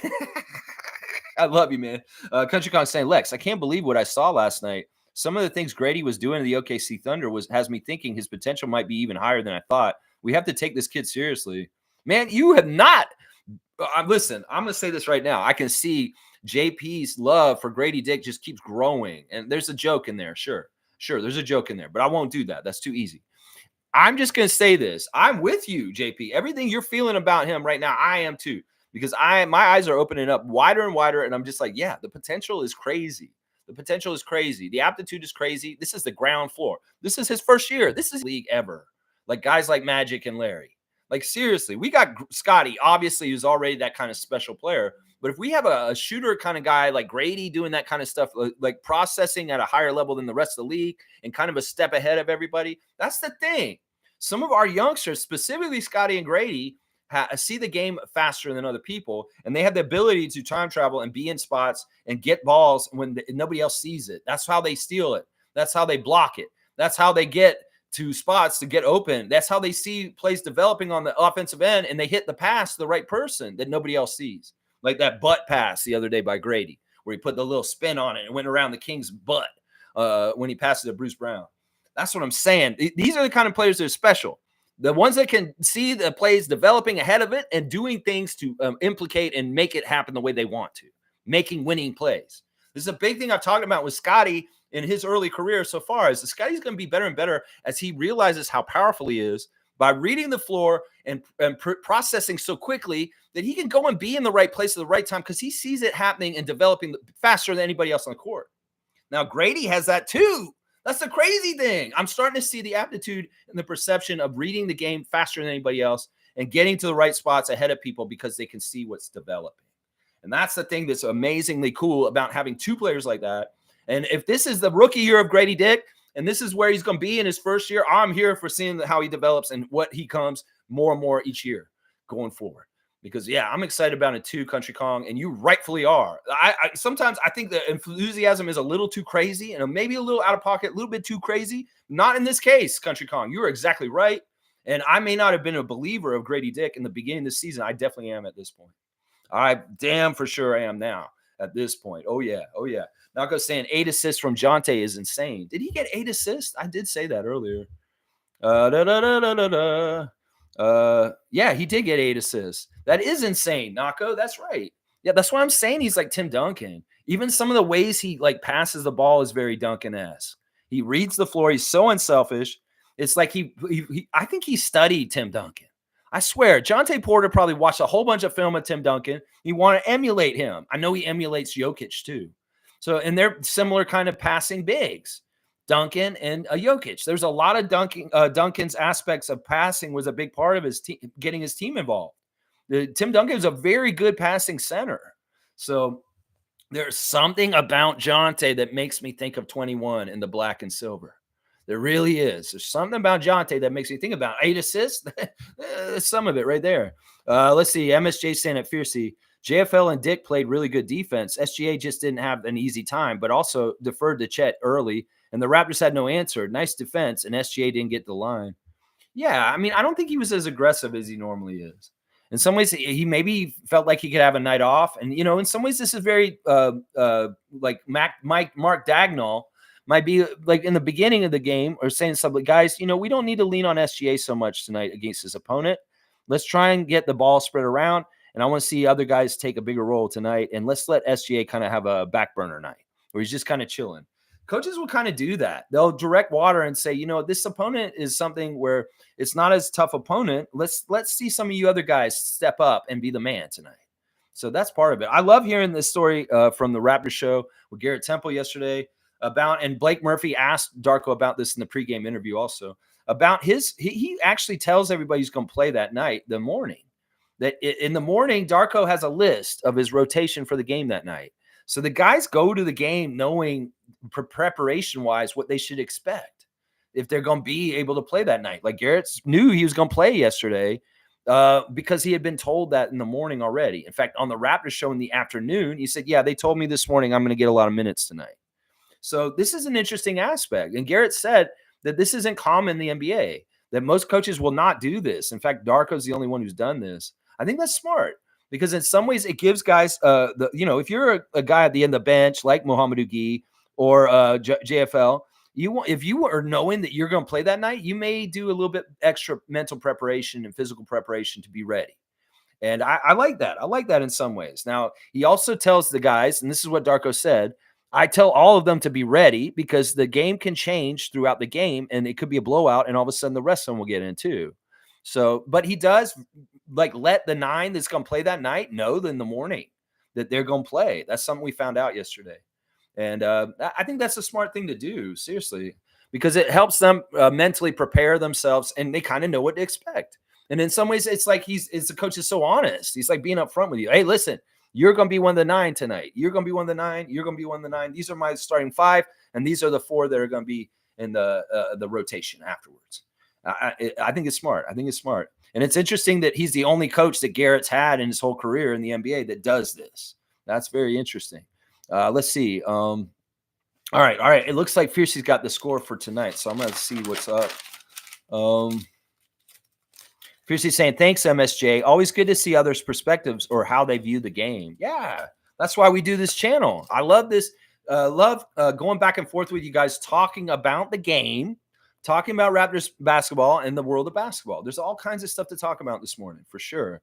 And I love what you guys see. Sometimes y'all key off things that I forgot about the game that I would like to talk about. There's all kinds of great stuff about getting y'all's perspectives about things on the game. All right, Fiercey is going to be the first one to put her score for tonight down for, let's see, you're on 113 to 101, and we're winning. You think we're going to win. All right, so we're going to say 113 to 101 for the Raptors over Washington tonight. That's the first official score prediction for today. Omari's here. Holy crap. Good to see Omari Parsons holding it down out in the 905. Y'all, if y'all need any kind of mortgage, you need somewhere to rent, do you need a place to live? Omari Parsons is your guy. You can look him up on the internet and call him, and he can help you out with finding a place to live. He's a realtor. He can actually help you buy a house or rent a house in general, Greater Toronto area. So Omari Parsons, your dude. If you need any kind of housing help, call him, look him up. You'll find him, and he can help you. What's up, freaks? Long time no see. Omari, I've been wondering about how you've been, and I hope you've been very well. The door is always open. I can't say it's not mandatory attendance ever. And when people are gone for a while and they come back, it's always so happy to see them. And I hope you've enjoyed playing in the Raptors Yahoo Fantasy League this year. I don't know if you did as well this year as you did last year. I know you did really, really well last year, but this year I don't think you're in the playoffs this year. But yeah, I see you're in the West Division, 6-14. But hey, Omari, thanks for re-upping with the membership on the channel. And always good to see you, my guy. I hope that everything's blessed in your life with your family, your friends, and everyone, and your job too. All good things for you, my guy. Country Kong saying his confidence from three is inspiring to watch. It's like watching a Warriors game. The clever, athletic, swooping finishes, the handle. He did get picked once, but did you see him shake and bake on Giddey? Yeah. The one I'm talking about earlier, JP, was that three he made after we had been in a drought. The Thunder had scored like 8 or 9 straight points. They were just killing us. It was in the third quarter, and they were absolutely widening the gap. And Gradey just like nonchalantly came back and hit a three like perfect, even though he's like undaunted. That's the word, undaunted. It's like he's got ice in his veins, and it's like he has such a short memory. He's not going to let the game or the pressure or anything get in his mind. All he uses is that shot. It's just being in the moment of the shot, making it mechanically fundamentally right and making it go through. And you know what? You alluding to the Warriors in this aspect is absolutely right. It's perfect because that's the kind of shooter that Steph Curry is. That's the kind of shooter that Klay Thompson is. That they don't care about the score. They don't care about if they've been down. They don't care if their team has missed their last 12 shots. They're going to think they're going to make the next one, and they do. And that's what that told me when Gradey hit that three after the scoring drought. That was a huge moment where I was like, this is different. This is important. And I'm sure you felt that too, JP, when you saw that. I think that's what you're talking about right there. Yeah, the swooping athletic finishes, the weird loopy bends that he does around people and kind of flipping it up. He has some good English on the ball. It gives a better chance to fall through the rim. Yeah, there's a lot of things about Gradey that are like extra special, that are little details that most people won't realize. But he's doing some things very fundamentally sound. Very fundamentally sound, and he gets good results from it. Yeah, Nako's saying congrats to Chris. Yeah, good job getting the score last time. Y'all want to put your scores in for the Wizards game today? Just write them in. I'll add them to the sheet for tomorrow. If y'all don't want to play, we don't have to either. Fiercely saying hi to Omari. It's always good to see Omari drop in. I hope you, like I said, I hope things have been really, really good for you, my guy. And we're holding it down every morning, 9:30 on this channel. So come back whenever you want, as much as you want. We're here, and we'll be here all summer too. Yeah, hola. Nako saying, I consider last night a high win. I don't know if I consider it a high win. They're saying that 20 is the new 12. So did we lose by 12 last night? I don't know. Either way, we can hold our heads up high. That's a very good team we played last night. The top team in the West. And in some ways, we competed with them for a while. But for the most part, they are a much better team, way more talent. And the thing that had to happen last night happened. And that's just how it goes. That's right. Fiercely saying, when Lex says, let's go ahead and lose, I feel like covering my ears and say, la, la, la, la. She hates that. Fiercely, I only say this because of strategy. You know that I want the Raptors to win. That winning culture and win. But right now, it's in our best interest to lose. It really, really is. And it's about percentage points. It's about a protected pick. It's about San Antonio. And these are things that we need to worry about more. We're not going to make the postseason. So what the hell? If we win this game, okay, we get another one tacked on. We get 24 wins. But in some ways, that's going to hurt us more than it's like feel good just for one night. I said the only thing that's good about winning tonight is breaking our losing streak and making a little break in it so that we can start a new losing streak right afterwards. And maybe it won't be this gigantic losing streak all the way out. That will be the one thing I'll say if we win tonight that I'm happy about, other than winning and the guys getting trained to the winning culture and winning more often, the process and getting the feelings of it. Otherwise, I'm going to say if we win tonight, it's not necessarily totally good. And I'll be very happy we lose tonight. And I know you're going to go, la, la, la, I don't want to hear that. But I'm thinking about the long term and what's most best for the Raptors in the long run. And losing tonight is much better than winning. It is. Nameless saying, I can't believe how close the game was until the refs intervened and caused some separation. The refs did have a little bit of a factor, but honestly, the refs are going to shake teams. And that's part of the mettle test of a young team. How vet you are. Can you go through the things that the refs may be screwing you over? Can you keep your head up? Can you not get distracted? Can you continue to play hard and just keep going? Or will you let it get in your head and mess you up? That's the test. That's something you got to get better at and be able to execute and score and keep scoring even when the refs are kind of being shitty to you. Yeah, that's an important thing to learn as a young team.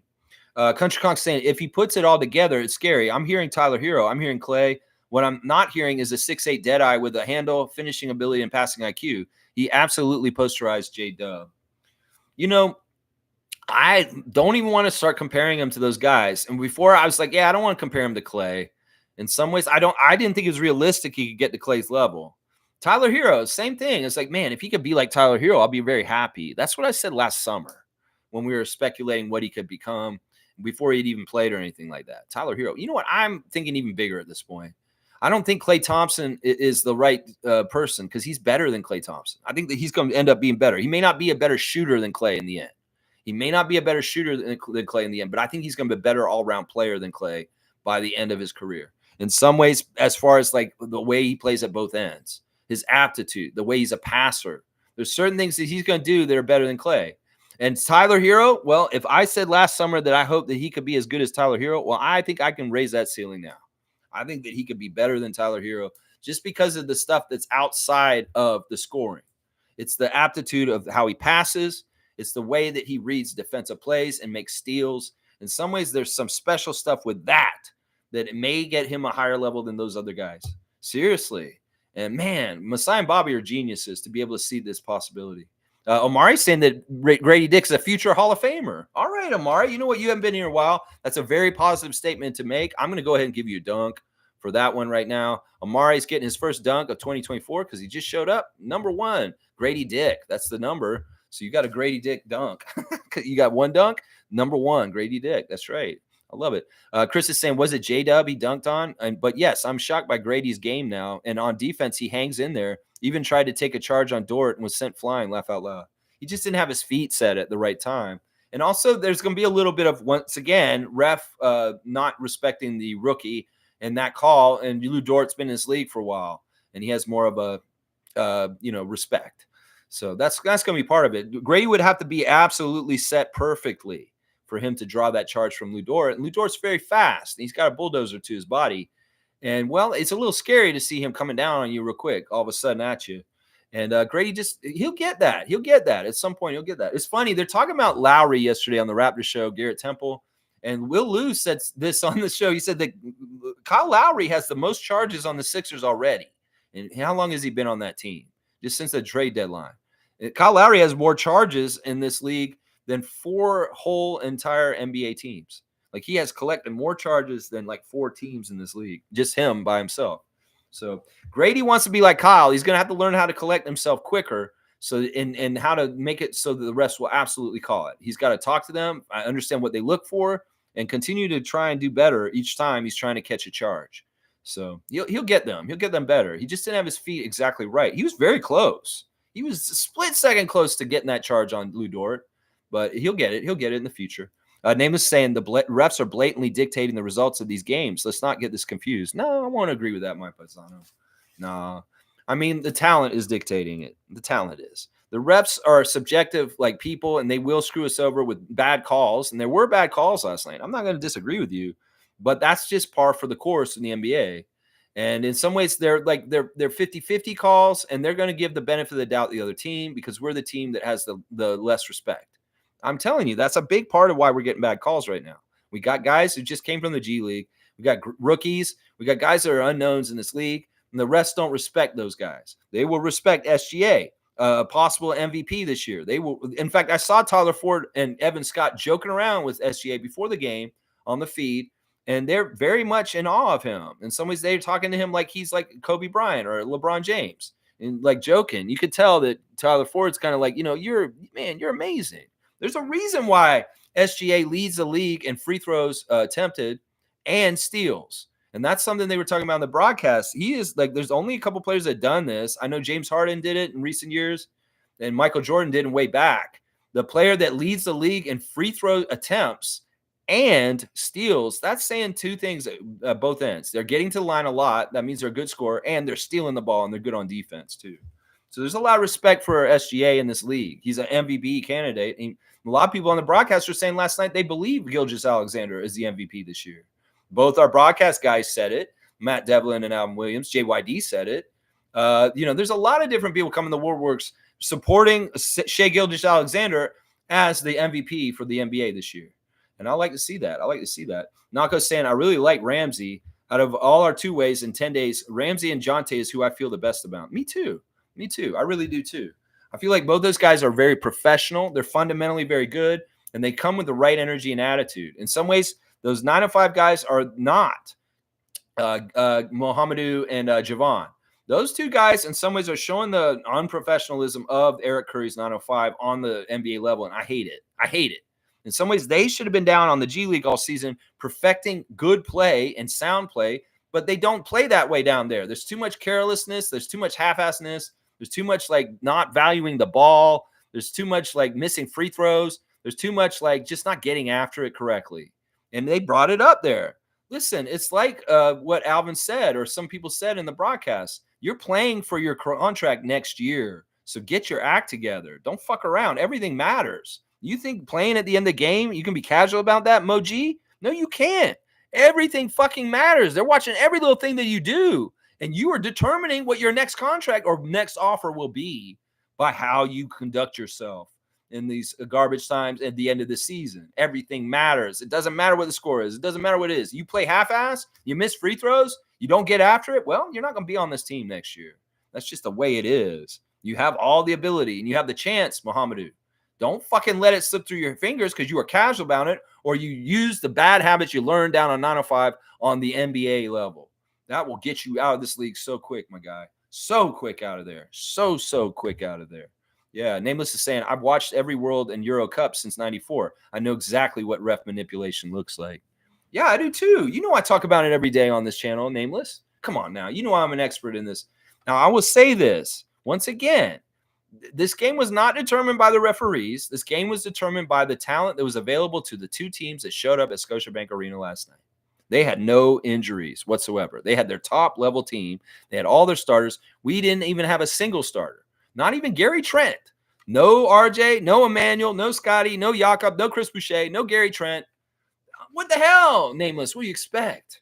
What do you expect? Those referees do not respect Jamias Ramsey. I'm sorry. They just don't. They don't even know who he is. And that's a big part of it right there. MSJ saying JFL was 40%. Not terrible. How can you be done with the guy? Laugh out loud. Lex, he is a scoring guard off the bench. 8 minutes of energy, a game player, and he plays D. I think you're slagging the guy for no reason. No, I'm not. He had wide open shots. He had layups that he missed. You want me to really break him down? I just see what I see. You can see what you see. I see what I see. And I don't see a guy I want on my team anymore. In some ways, he's a great G League player. He's not an NBA player. I will stand on that, Chris, every single time. I'm sorry. 29 minutes, 10 points. If his thing that he does is scoring, he needs to score. And he did not score that enough.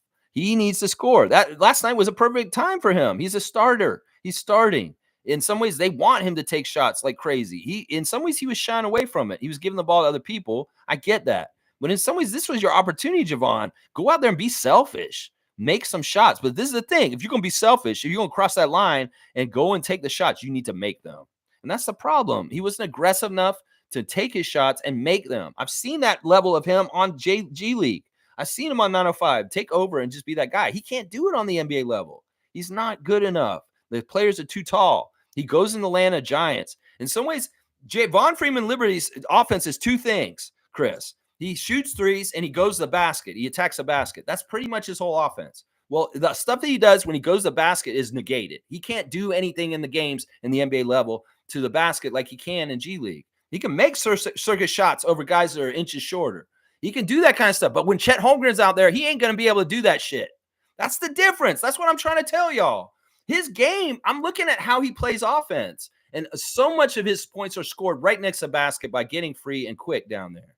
Well, we know about Fred VanVleet in the land of giants. And it's the same thing for Javon. Half the shit he can make in the G League, he cannot make in the NBA.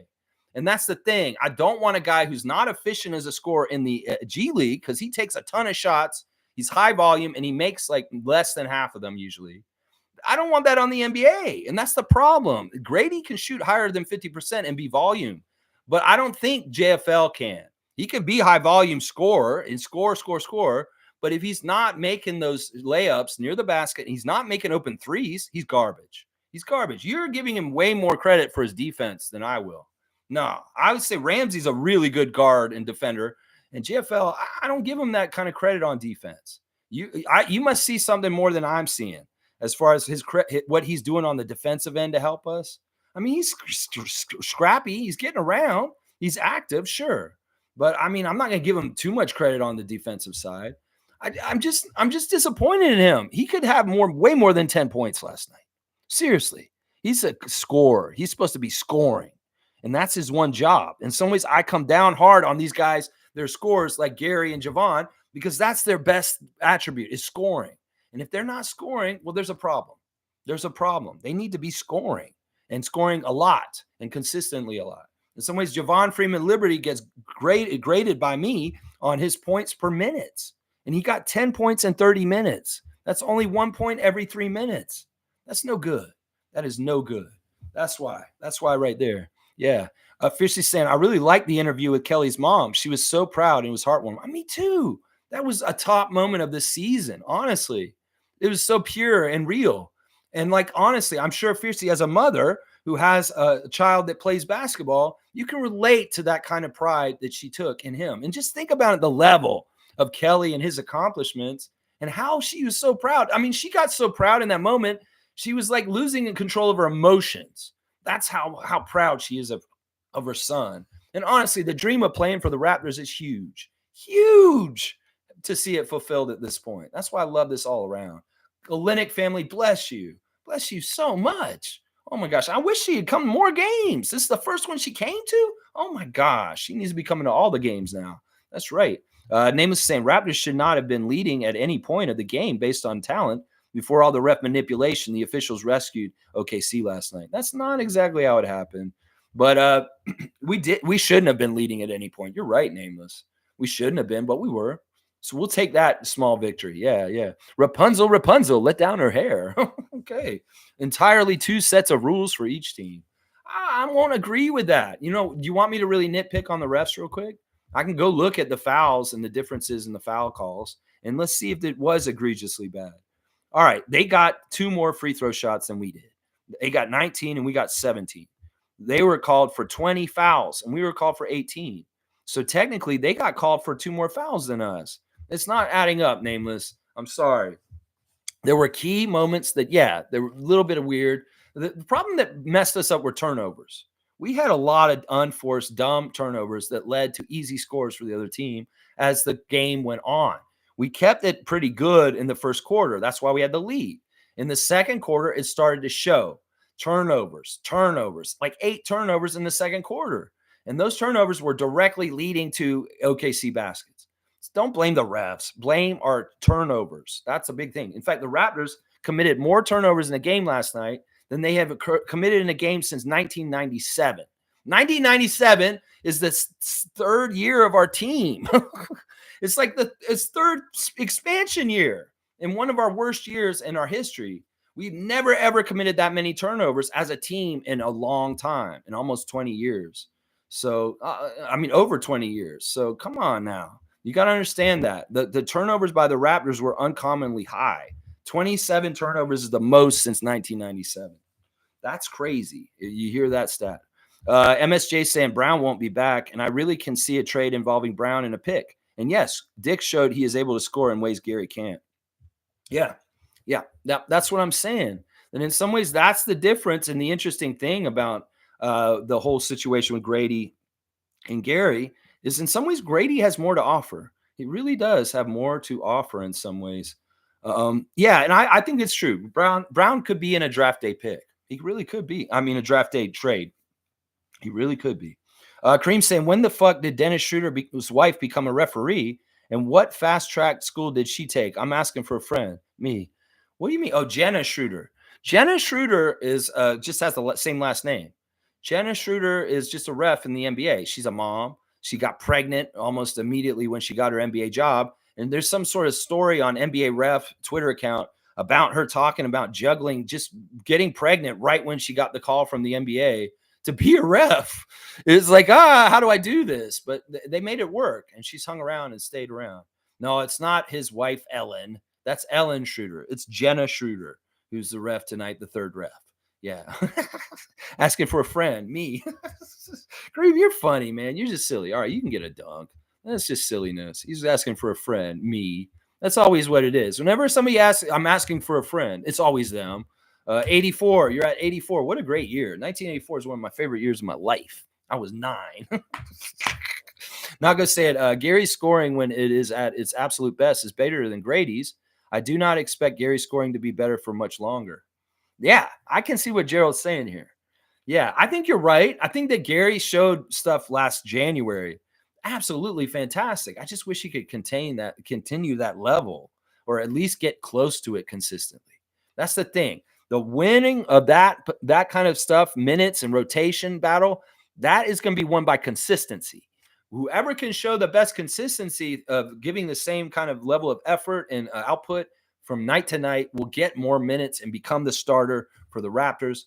But I feel like it may be an outside person that comes in this summer that's going to take the 5th starting spot alongside quickly Barrett, Barnes, and Pirtle next year. I don't even know if Gradey or Gary will be the starting 2 guard. It may be that we get a acquisition this summer, either in the trade or free agency or in the draft. And that's what I'll predict right now. I don't really necessarily think it could be either Gary or Gradey starting for us. Now, Gradey has a really good inside shot on it. He really does. If he goes this summer and he adds weight and muscle and he shows a leaps and bounds in his progress in the offseason, putting in that offseason work like Scotty did last year, well, Gradey could start next year. So I don't know. We'll leave it right open. I think that it's pretty set, the 4 starters that I named already. But that 5th starter is going to be a mystery right up until next year in training camp and the opening game of the season for the Raptors in the next season. So we'll have to see what happens there. Let's see. Cowboys saying everyone slam dunk the like button. I appreciate that. James is here. Good to see James coming back and seeing James drop in again. We might get that top 6 pick if everyone's injured for the rest of the season. That's what I'm hoping. That's why I'm saying in losing, we're winning right now. Where our percentage is a better chance to keep the pick today than it was yesterday because we lost and the Memphis Grizzlies won against the Spurs last night. It was close. They had to make a big basket by JJJ at the end of the game, the Grizzlies, to just barely win against Wembayama and the Spurs. Them beating the Spurs last night, I'm a Grizzlies fans right now. I want the Grizzlies to win as much as possible right now, but they are very hurt, very, very hurt. And they got to get as many opportunities to win. And in some ways, we don't need this opportunity to win tonight, even though it seems like, yeah, we should win tonight. In some ways, I'm like, no, we shouldn't. No, we shouldn't. Smooth saying, yeah, SGA dialed it back a couple of notches. Didn't want to rub salt in the wound, in my opinion. I think that's true. And hey, thank you. Thank you, man. You're a humanitarian. You're looking out for us. Everything worked out for everybody in the right way. And that's what matters. That's what matters. James saying, who would you rather have, Doncic or SGA? Who's better? I'm going to pick my Canadian guy. Yeah. If you're talking about FIBA or you're talking about NBA, because those are two different kind of things to talk about.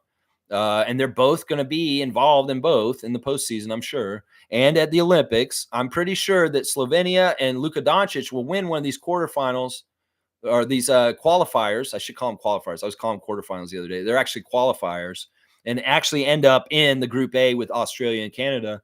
There's a high probability that Slovenia and Luka Doncic will be one of those 4 teams because they're in that tournament, in the qualifying tournament this summer to determine some of the last minute Olympic spots. So it could very well be that SGA is playing against Luka in the group right away. I would pick him in both. I want SGA in the Olympics and in the NBA. And part of it is that I have more faith and confidence in SGA's defensive side than Luka's. And I think that they're both great scorers, but I give the defensive edge and maybe even some of the leadership edge to SGA over Luka Doncic. And that's why I would pick him, James. Thanks for the question. Great question, man. Name is saying, I promise you there was no sympathy for the Raptors from SGA. These guys are killers, man. I'm going to disagree. I mean, there's all kinds of reasons why SGA was buttered up. You know, what happened yesterday before the game was there was a lot of events celebrating Team Canada and celebrating SGA because this is his trip to Canada. There's one trip. And so they gave him an award during the day, the Northern Star Award, given to the best, most excellent Canadian athlete in all of sports. That's a big deal. That's a big, big deal. That award has been won by Steve Nash, and then he went and won the MVP right after that. So in some ways, SGA getting the Northern Star Award yesterday is a precursor to getting the NBA MVP. And, you know, there was a lot of Team Canada stuff that he did on this trip around being in Toronto. So in some ways, he may have been a little busy and preoccupied with a lot of media and a lot of things that he had to do on his one trip to Canada. Not only does he have all that Team Canada stuff to talk about, he's got all his family and friends to visit with. As usual, after the game, there's a huge contingency of SGA people hanging around in the Scotiabank Arena well after the game's over, just waiting for him to come out of the dressing room, friends and family. So there's a lot of different reasons here. It could very well be, think about this, Naples. SGA has a best friend who's up here, and he's a huge Raptors fan. He's like, man, the Raptors are in a really bad place, Shay. You should just go easy on them tonight. You know what, Russell? You're kind of right. I love Toronto. I always loved them when I was little. And some ways I see where you guys are. Maybe I'll do you a little solid. Maybe I won't start trying until the second half. Oh, man, if you did that, Gilgeous-Alexander, that'd be so awesome. You know, just a little bit of something like that. I mean, I wouldn't put it past him. I think Smooth's right that he was pulling punches to a degree, that he wasn't playing his full effort. If he's coming out there against the Clippers, if he's coming out there against the Celtics, he's coming out there full tilt right away. You know that. And he wasn't doing that last night. This is just the damn truth. Nameless is saying they're so competitive, they bet on 2 cockroaches running up a wall. Maybe he bet on the Raptors to have the lead after the first quarter, SGA. No, we don't need any of the players betting in any kind of ways. Betting scandals are going to get worse and worse. And the stuff that's happening right now is absolutely disgusting. And honestly, it's really, really bad. Really, really bad. Yeah. Chris is saying, as for the refs, our team at the moment, the bench, I bet most casual Raptors fans have no idea who these guys are. Truth is, our team is bad right now. Refs don't care to give us calls. That's what I'm trying to say. Chris is reiterating it in a slightly different way. And he's exactly right. Is that, you know, like I said, there's casual Raptors fans who watch the Raptors and who they started last night. And they're like, who the fuck are these guys? This is not the team of Fred VanVleet and Pascal Siakam. Like, who are these guys? I've never heard of these guys before. We're on the day to day. We're going to know everybody on this team like Jamias Ramsey. But casual Raptors fans don't know who the hell Jamias Ramsey is. They really don't. And referees, in some ways, also are like that. Fiercely saying, speaking of ticky-tack, CP3 was ejected last night. He called Tony Brothers a TikToker after a call. That's hilarious. I think that's hilarious. Well, we know Chris Paul's got a real relationship with the NBA refs. That's for sure. Kareem saying Jordan Wara loose ball handling is like an and one mixtape. And it scares me at times, but I got to respect that old school play. Yeah, this guy, Wara's fun, man. I love his attitude. And the Buffalo connection is so valuable. That's why I think he's a keeper. I love that he can make threes. I love that he's a good rebounder, and I love that he can play some defense. So he's a valuable, like, bench guy. He's definitely a valuable guy just to have for, like, filler. And he does have a skill set. There's a weird skill to him. He's not like a top-level skill guy, but he has skills. He really does have a lot of skills, whether it's ball handling, dribbling skills, or, like, just even the athleticism to attack the rim. There's some skill there. There really is. Cowboys saying later, Lex and freaks. Have a great day and safe night. Let's go Raptors. All right. Since Trevor Jay's not here, this is very interesting. Trevor Jay is not checked in yet. Commissioner Jay, we love you. Whatever's going on with you, Trevor, this morning, we wish you well. We're going to do the cosmic card right now because I want to get this done. I don't want to forget about it. So let's get the cosmic card out of the way. And I'm going to use Grady on G's comment as my marker to come back after you guys answer. So let's get in there and see who the card is today in honor of Commissioner Jay, who's not present today. We love you, Commissioner Fun, Trevor Jay. All right, let's see who it is. And 100 points. Well, maybe 200, depending on who it is. Okay, this isn't going to work. They gave me a second Kiki Vandeweghe card. That's not going to work. We don't want Kiki twice. Why is there two of the same card in this box? That's weird. All right, here we go. Oh, this is awesome. All right, this is actually a former Raptor. So this makes it very Raptor freakish. All right. First one to write it in. I want both names. If you spell it correctly, that's good. But you don't necessarily have to spell it exactly right. All right, it's going to come up from the bottom, and whoever writes it first gets it. Remember, former Raptor. So you should know this guy. Who is that? Okay, you know who that is. I'll bring it up a little closer. Who knows who that is? Cosmic classic card of the day. Who is that player? That is a early Raptor. I wonder. This guy was one of the leading scorers for the Raptors in early years. That is not Damon Stoudemire, guys, but that's a good guess because you see the Blazers jersey. But he was playing with Damon. He did play on the Raptors with Damon. There you go. Seymour's got it. It's Tracy Murray, guys. That is the cousin of Lamont Murray. That is three-point specialist Tracy Murray, formerly of the Raptors. He was actually a great scorer for us. And this is before he came to the Raptors. This is very young Tracy Murray, UCLA player, 6'6". There you go, Tracy Murray. All right, Seymour, good job. Classic card of the day going to Seymour Pape today. Tracy Murray is the right answer. Oh, wait, Smooth wrote it in before Seymour. Oh, my gosh. Actually, I see Smooth got in there before you, Seymour, on my screen. So I'm actually giving it to Smooth Brown Man. All right, Smooth did it again, but Seymour was right there with him. It's just I saw that comment afterwards. I don't know how that happened. Well, good job. I didn't think that would be too hard, but yeah, Smooth's got it again. Smooth has got it again. All right, let's see where we at. G saying that Zach Edey is the first player in the NCAA tournament to go 30-20 since 1995. Come on home, Edey. Yeah, dominant performance by Purdue over Grambling in the first round of the tournament last night.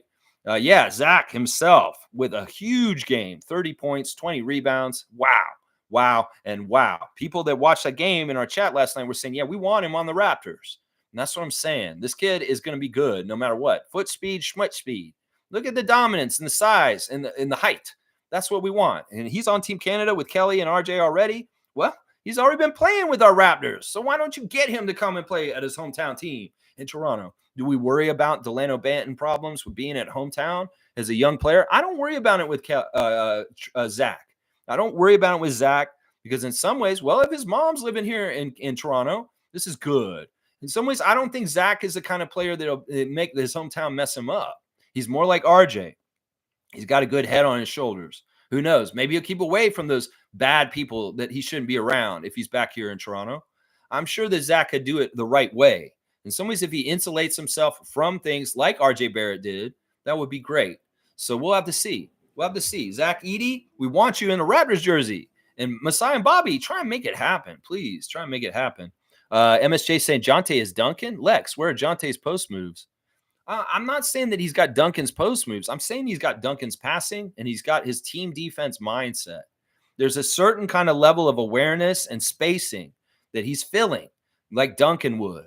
As far as like using his body to be a space filler. Like he's always like this. If you notice, Jonte on defense is always outstretched eagles.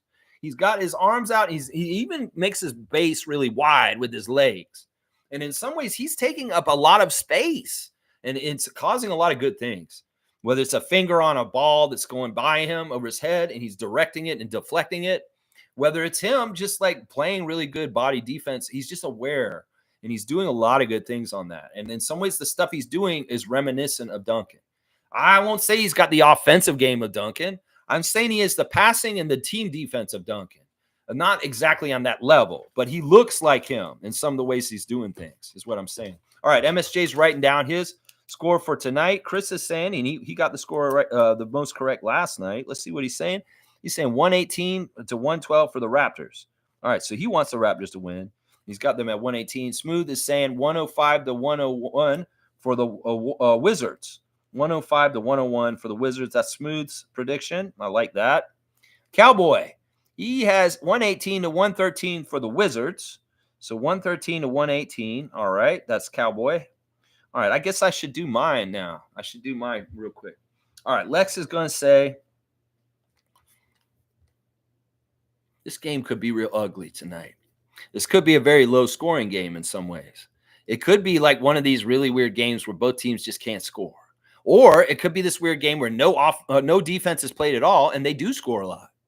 I'm seeing y'all scores right now, and I think y'all may be a little high. I'm going to say this. I'm going to guess that the Raptors will score 99, and the Wizards will score, let's make it close. I want it to be real close. I'm going to say 102. I'm going to say 99 to 102 for the Wizards. They're going to win by 3 points. Yeah, it's going to be real close, and it'll be right around 100. 99 to 102. That's Lex's prediction. All right, there we go. All right, let's see. Hot Take Jay's here. Good to see Hot Take Jay. Let's see what the hot take is from Jay today. All right. Hey, man, checking back in. I work evenings, so I haven't been able to visit on these streams. It's all good, Jay. We love you, man. And whenever you come in, you got a hot take for us, just drop it on us, man. Drop it on us like a hot slice of Sbarro at the food court in the mall. Yeah, just drop that hot take on us. Yeah. Chris is saying, Cowboy, you're the Price is Writing me. What? Dun, dun, dun, dun. You mean like, because he overbid you by 1? 113 to 118. Oh, I see what. Yeah, but he flipped them. He's saying that the Wizards are going to win. You said Toronto's going to win. So you guys flipped the scores. You flipped the scores. Nako's got his prediction. He's going to say the Raptors are going to win by 2. And he's got it as 106 to 104. 106 to 104. All right. I like that some of y'all are picking the Raptors to win, even though I don't know if that's in our best interest. Cowboys saying alley-oop to Chris. Yeah, we'll do that. All right. Chris is getting an alley-oop from the Mug Brother. Let's see. Chris is at 39 dunks for Chris now. Smooth saying Gradey has a lot of Kyle Korver in his game, man. I think he's better than Kyle Korver. I think he's got more defensive chops and ability and court vision than Kyle Korver ever did. I think he really does. I think that we're just scratching the surface right now. All right, G's got his score prediction. He's thinking that it's going to be 110 to 108 for the Raptors. All right, let me see. 110 to 108 Raptors. Lots of small margins, and this is probably true. Nameless saying, I'm not talking about bad calls. I'm talking about non-calls in our team, in our own building. Officials are favoring other teams in our own building. No, I'm not going to disagree with you. I'm just trying to explain why. Honestly, the non-calls are the same thing. They're not going to get foul calls if they don't respect you. I mean, look at how much they didn't respect Siakam over his career with us and how long it took for him to get respect. And he's getting more and more on the Indiana Pacers now. That's part of it. There's no respect for these guys. If some of these guys are going to the basket, they better make it very evident they got fouled and they have to call it. Otherwise, if it's kind of ticky-tack, and a lot of the physicality is being allowed at this point, they're looking the other ways. Some of it is you have to be a name like LeBron to get those calls, even if they're touch. If they're a touch foul and you're Jamias Ramsey, they're going to not call it. That's just how it is, Nameless. The league has always been this way. And it's not even having anything to do with rep manipulation for score or screwing a team over for winning. It has to do with respecting the player and the level of where they are in their career. And it's really nothing more than that. It's nothing more than that. Smooth saying, I soured so fast, Nick Nurse, man. The way he checked out on team last year, the FU to the front office taking the Sixers job, really dislike him, man. Yeah, I do too. And I'm totally with you on this. Can you see the difference between Darko's, the way he coaches, the enthusiasm, the engagement, the hands-on approach, the preparedness, the how much he's involved in everything, how much he cares? Yeah, and think about what Nick was doing last year. Yeah, it tells you all you need to know, just how much he was submarining our team on purpose to get free to go to the Sixers. And there's no other way of slicing this. That's exactly what happened last year. He had a very good team, and he submarined it. That team should have done way, way better with the personnel that he had on that roster. And he had to find creative ways to help them lose. There was a game we went to with Tom Duke that season against the Pacers that we should not have lost, but somehow inexplicably we lost. And when we were walking down the arena, I was like, I don't even totally understand why we just lost the Pacers just now. Well, it was a Nick Nurse hit job on his own team. He did not coach the teams properly. And it's evidenced in the play-in game against Chicago. The whole second half of the game, he sat on his ass and he didn't say a word. He let our team lose the lead and let the Bulls come back and beat us. Sure, DeAndre DeRozan screamed, but Nick Nurse also sat on his ass and didn't say jack shit to try and help coach his team to help them win. So, man, you hit a nail on the head, Smooth. And a lot of casual fans will love and celebrate Nick, and they will not even know that this is what actually happened. The Vince Carter stuff is very public and out there, and a lot of people understand why Vince Carter is kind of a pariah around Raptors fan nation. But Nick Nurse is the same kind of thing as Vince Carter. It's just he didn't overtly tell us he was not trying. If you know and you can see as somebody who watches it very closely like we do, you can see right through what he did last year and the charade he put on. You can see right through it. Fiercely saying our 905 guys who get the opportunity to play at Summer League under a different coach will definitely benefit from the experience. I can't wait to get these guys away from Eric Curry. Today, 2:00, one game then, and then two more this week, and then he's done, hopefully forever, in the Raptors organization.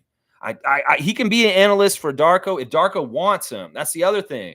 In some ways, it's up to Darko. In some ways, I want Darko to pick his 905 coach next year. If it's Ivo Simovic, that's smart. That's a good person for him to send there to run that 905 team. He's a good coach. He knows what he's doing. I talked to him at the coach's open house. I asked him a question. So whoever he picks to be that person next year will be a market upgrade over office pencil pusher Eric Curry. A market upgrade. I can't wait for that either, Fiercey. I want to see Grady in Summer League because he will be playing in Summer League and he may dominate in the Summer League with that talent he's going against, those youth. That's right. Name is saying, that's my point. The name on the back of your jersey should be irrelevant for these refs. It's BS. It's not a foul because your last name is Liberty. It's prejudice. They should be impartial. Yeah, in an ideal world, you're exactly right. But this is not the way the NBA does things. This is the hierarchy system of LeBron James is king, and everybody else has a tier just below him going down as far as respect with the refs.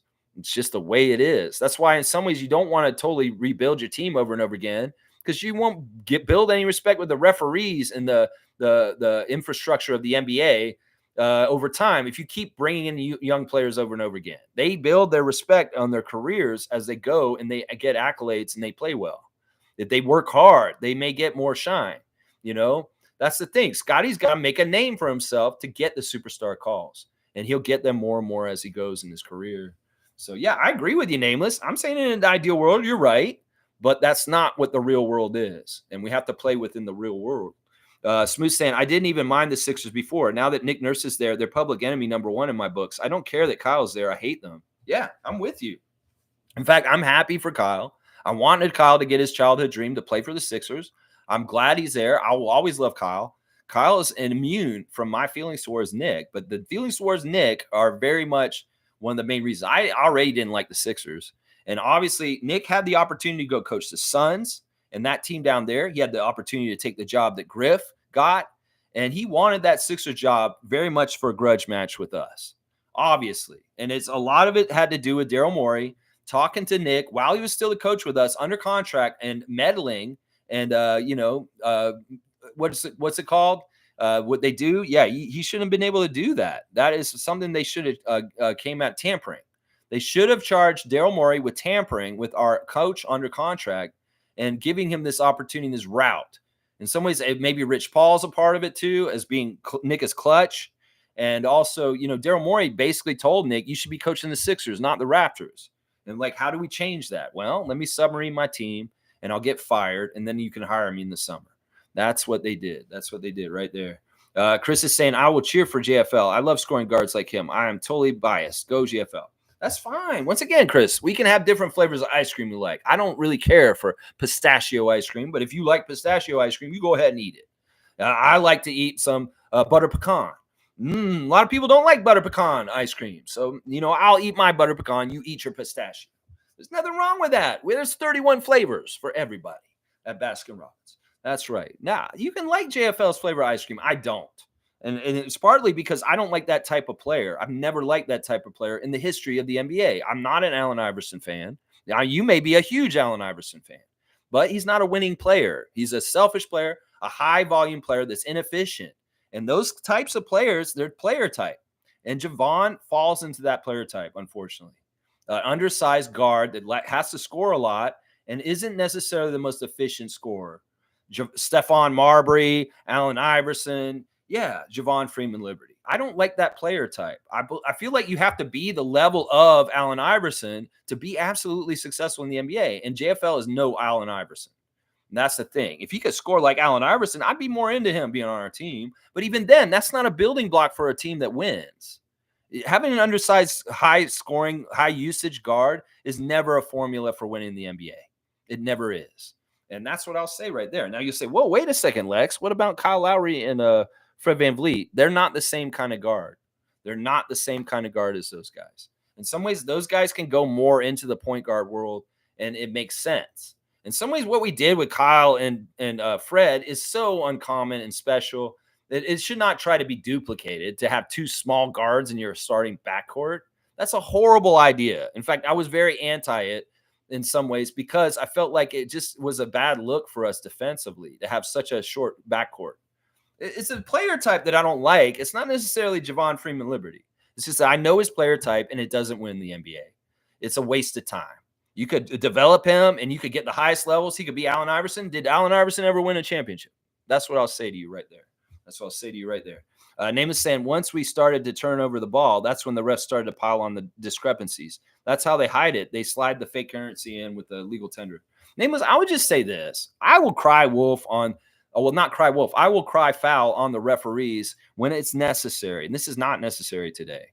There's no reason to point fingers at the refs right now. The game happened the way it did. And in some ways, your angst and anger towards them is unnecessary right now. Save it for a game that matters. We're going to play the Lakers again before the end of the season. When we play LeBron, let's talk about the refs after that game. How about that? This one, we don't need to do it. I like you're practicing this kind of energy, but this game is not the right one for it. But yeah, we'll go after the refs soon again on this channel, but not right now. This is not the right one. Seymour saying, what pop, family? What pop? What pop? Smooth saying, I hate the Sixers so much. I rooted for the Lakers last night. I hate them too. Yeah, that's crazy. Yeah, and that game, yeah, I was a little bit interested in that game and what was going on with that. Who ended up winning that? The Lakers ended up winning. Good. The Lakers ended up winning. I'm happy about that, honestly. I'm honestly happy about that. And Nick Nurse is in the play-in, okay? You know what be real justice? They get in the play-in and they lose in the play-in just like we did last year. And the same exact shit happens to them as what happened to us last year. That'd be awesome. If the Sixers are out in the play-in, they don't even make the first round. That'd be a beautiful thing. I'm all about that. Yeah, Smooth saying dislike with a passion, not hate. Yeah, I'm with you. I'm totally with you on this, Smooth. I'm totally with you on this. And, you know, a lot of the real ones should be like this. I don't know if a lot of people understand the Nick Nurse story clearly enough because there should be more hate for Nick Nurse and Raptors Nation than there is right now. There should. A lot of the Scotty lovers, the Scotty Barnes FC, you guys should hate Nick Nurse. Honestly, you should. Seymour saying, I knew SGA was not going to torch us out of respect. Yeah, he's a humanitarian. He's a kind man. It is what it is. I mean, the Thunder are going to beat us. You know, think about the two games we played them this year. You know, the first game we played them, we went to double overtime in OKC, and that was fantastic. That's a way better game than when we played them last year when they absolutely blew us out. So we've had different games with OKC. They beat us consistently recently, but there's been games where we've been completely blown out. There's games like a double overtime earlier this season. And then there's a game like last night where it was a respectable game, even though they had their full roster and we had hardly anybody. So that's interesting. Name is saying, agree to disagree about SGA. I think he'd love to settle for 40 every single night against anybody. Yeah, I mean, honestly, I've seen how he plays it in Team Canada, and I've seen him sometimes on the OKC, and he wasn't playing in his full speed last night. I think that's just the way we have to say it, especially in the first half. He did turn it on a little bit after halftime. It's almost like Mark Dagnall talked to the Thunder at halftime and said, you guys, what are you doing? You're the top team in the West, and look at where this team is in the standings. So right away, Lou Dort comes out and bombs a big three right away to widen the gap, and then SGA starts doing a little bit of surgery in the lane with mid-ranges and getting to spots and taking nice little, very high percentage shots that he has just mastered. And that's his bread and butter. So when you see SGA start doing this little dribble in inside the three-point line near the free throw line and stopping pops, that's when he's cooking. And guys can guard him up real close, and he will find the room somehow, some way, and he will make those shots. That is just who he is. So that's really when he started to take more seriously, when you saw him start to go in and take those mid-range, like I just said. That's when he started turning it on, actually. Fiercely saying it smooth. You know it's bad when you're torn between two teams you dislike. In the end, I rooted for the Lakers, and I'm their numero uno hater. Yeah, y'all have my heart. Seriously. Fiercely Salsera, Smooth Brown Man. Y'all have my heart on this one. I am the same with you guys. My top 3 hated teams in this league are the Sixers, the Celtics, and the Lakers. And it's probably in that order right now. Yeah, I do hate I don't know. I might hate the Celtics just as much as I hate the Sixers, honestly. They're maybe very much tied for one, and the Lakers are the next team after that.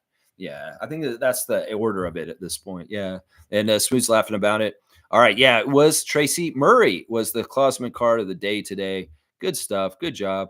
MSJ saying, I have a Tracy Murray jersey from a yard sale. That's a pretty cool thing to have.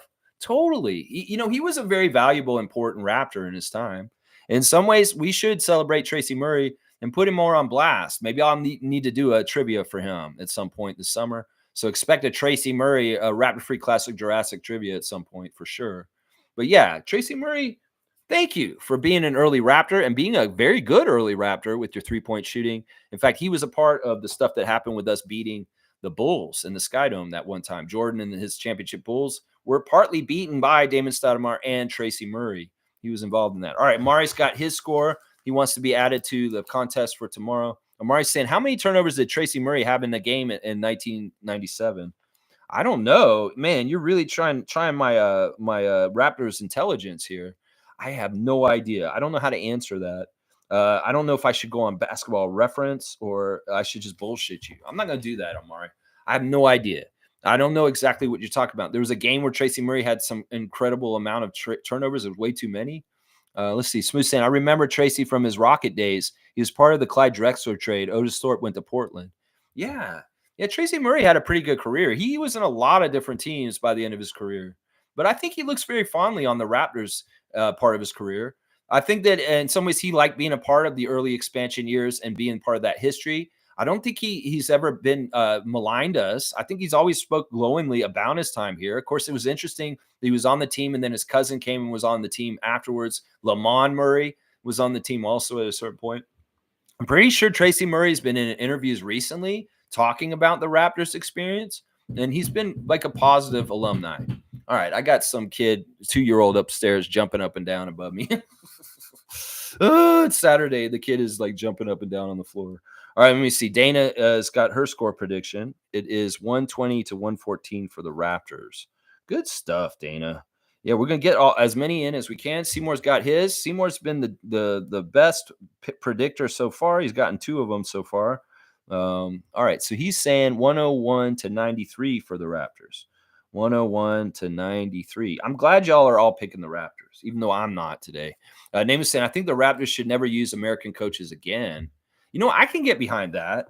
And I think that you're right in some ways. I mean, there was some sort of weirdness with Nick. I think he was really bought in. He had the idea to be with us, but Daryl Morey gave him such an offer he couldn't refuse. And some of it really was Embiid.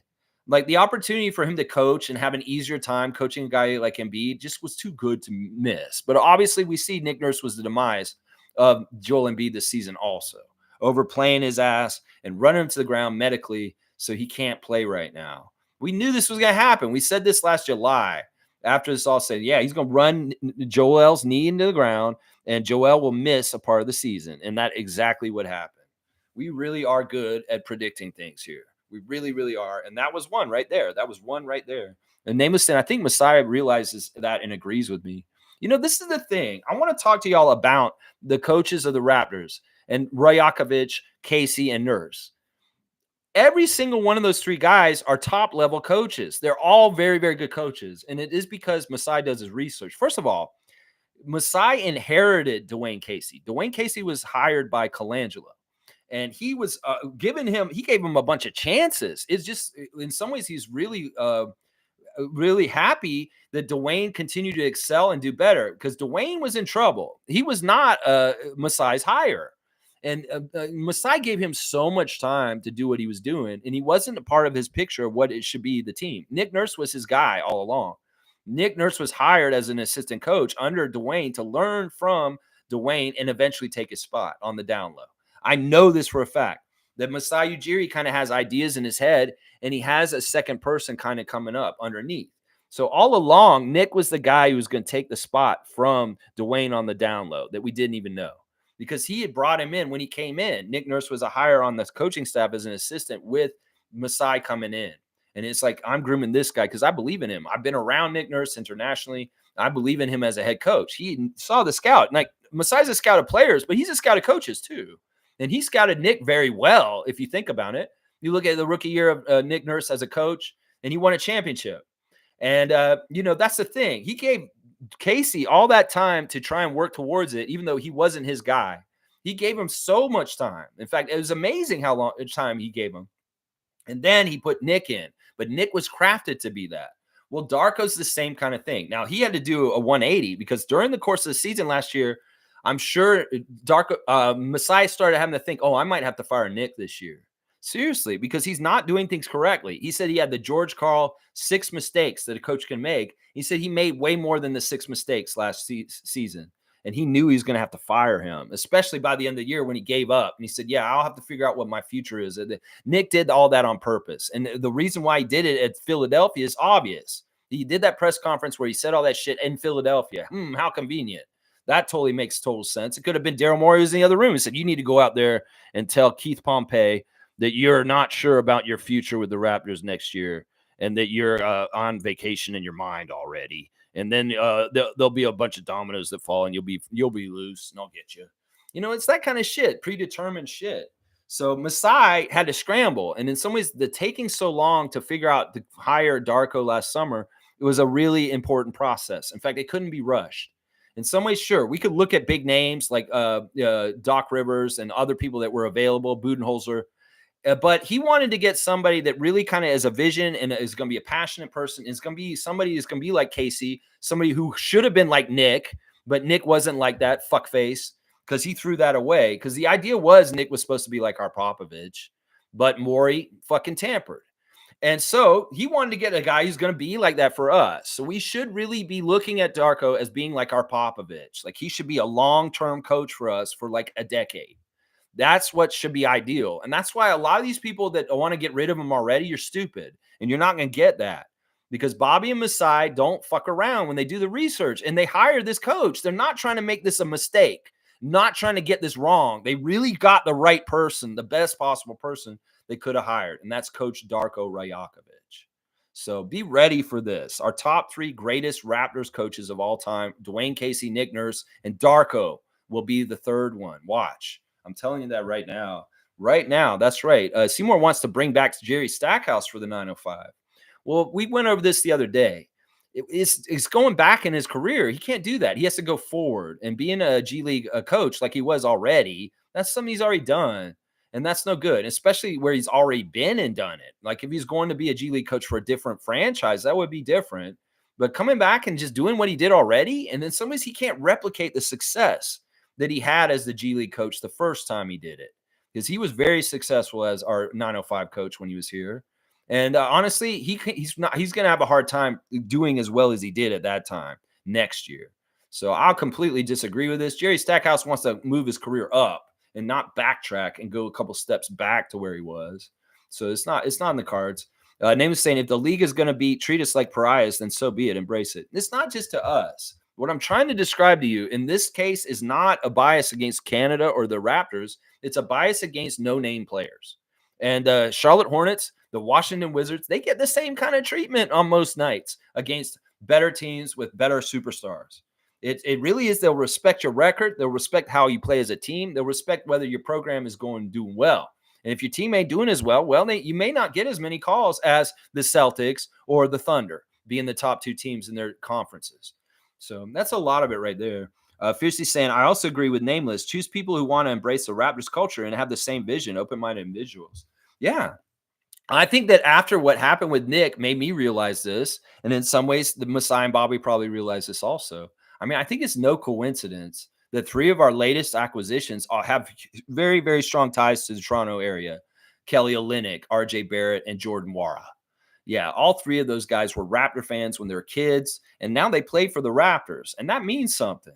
That means something. Darko Rajakovic, an international coach, one of the only first international coaches playing for the international team. That means something. And I think that the statement about saying we should never use American coaches again as our head coach is right on. Now, you want to know who's grooming just in case there's a problem with Darko Rajakovic? Yeah, you know who it is. It's that former Golden State assistant coach, our guy who's a champion on our team from before, Jama. Jama is the guy in waiting just in case anything goes south. And as long as Jama stays in good standing with everything and he doesn't do a Earl Watson or something weird, he should be fine and be the next coach. But that's only contingent on Darko being absolutely a disaster. And I don't see that happening. I don't see that happening at all. But in some ways, that's our insurance coach right there, Mahalea. And that's what I say right there. Yeah. Let's see. Nameless saying alley-oop to Seymour. Yeah, we'll give Seymour, the sheriff, alley-oop real quick. Let me see where Seymour's at with his number. And we'll call it out by a jersey. You got a Jamias Ramsey 37, my guy. Seymour is a Jamias Ramsey 37. There you go. Seymour saying, make it make sense. We got a tampering fine from the Knicks and Sixers. Got away with stealing our head coach. Yeah, I don't know how they can prove this, but I know it's there. But it could be that the NBA doesn't even want to investigate it. And it could be in some ways that's just part of the head office saying, yeah, we want to cripple and hurt the Raptors over time more and more. And, well, we take their top head coach, a very high-level head coach, and he goes to Sixers. Yeah, that hurts them. That hurts them. So, yeah, we'll look the other way. We'll let y'all do some shady shit, Doc Rivers and Steve Ballmer and Lawrence Frank coming to Toronto in 2019 in April and May, talking to Kawhi Leonard before we go on a championship run and he becomes finals MVP and gives Toronto their first NBA championship. No, there's been tampering around our team that they just look the other way on, whether it's the Kawhi tampering, our championship year, or the tampering of Nick Nurse last year. That is something that has happened. Yeah, I wish they would go do something about that shit. Yeah, I wish they would. Nameless saying, listen, it's all about maple walnut or rum raisin ice cream. That's all. See, Nameless is about the maple walnut and the rum raisin. I won't touch those. I won't touch those. Yeah, salute to Nameless. Yeah, salute. Jimmy's here. Good to see Jimmy Pope, the Pope of Positivity. Hope y'all have been good. Good to see you, Jimmy. Always good to see you, my guy. I hope you've been well. I'm going to give you a dunk for showing up just real quick. Jimmy, I'm trying to be nicer to Gary. In your honor, I am always trying to do that. I'm trying to give him the benefit of the doubt. All right, we got number 8. Kobe Bryant, 8. Isn't he 8? Yeah, he's an 8, isn't he? Wasn't he 8? No, 8. Who's 8? 8. 8 was Garrett Temple before. Let's see. Nameless is saying it's amazing how exact our Nick Nurse and Embiid prediction was. Uncanny. I mean, honestly, where was the bets on that? Where could we have put a bet on that, you degenerates? That Nick Nurse was going to injure Joel Embiid. He was going to miss a big chunk of the season, not even be involved in the MVP race because of it. Yeah, we could have made easy money on that. Easy money on that. That's right. All right, let's see. Cowboys saying, ta-da, it's a Lexathon. Okay, see, he left and he came back. 3-pointer to you and an alley-oop to Nameless to about the refs. There you go. Ta-da, cleaning services, 647-833-6844. Franchises are available. If you want to be a ta-da person like Bradley, you could get with ta-da and get your own franchise and help out. Just don't do it in the GTA. He's got his territory. Don't be encroaching on it. Share a big up to yourself. That's right. Jimmy Pope. G saying, where's Dookie? Where's Tom Dookie? I don't know. Tommy's probably very busy. The Raptors are not very good. So he's got to be more concentrated on his work and his career and his family. That's right. Oh, Tommy is here. I am here. You know that. Okay, Tommy Dookie is here. All right. We're going to get Tommy Dookie dunk. I didn't think that Tom was here. All right. I love that Tom's here. Tom, you're my guy. SGA is the dude, man. SGA is the dude. We're going to give Tom Duke a 3-pointer. He's getting the Garrett Temple, Dennis Schroeder 17 at this point. Tommy's got 17 dunks for the year. Thanks, Tom. I appreciate that compliment, man. You're honestly, man, you're the wind beneath my wings, Tom. Even if you're silent and just watching, I really appreciate you, guy. Cowboys saying 3-pointer and an alley-oop for Mr. Duke. Yeah, let's fucking go, Tom Duke. That's right. All right, I'll give Tom one more point, too. I'll give him 18. He's getting to 18. All right, we give him 4 points real quick. All right, I got into the end of the chat, obviously, but I know I have more to do. So let me just try to go over stuff. Tom saying, love you, trying to be happy guy. You rock always, bro.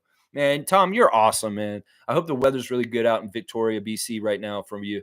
And everything's going absolutely blessed and awesome for you, Tommy. Always. Your family, your friends, your job, everybody works for you and with you.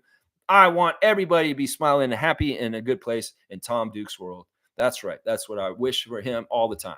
All right, let's do a recap real quick. The Wizards have quite a few injuries, just like us. So let's go over them real quick. Eugene Omoruyi, the Canadian, is out. He's been ruled out for the game. It's his ankle.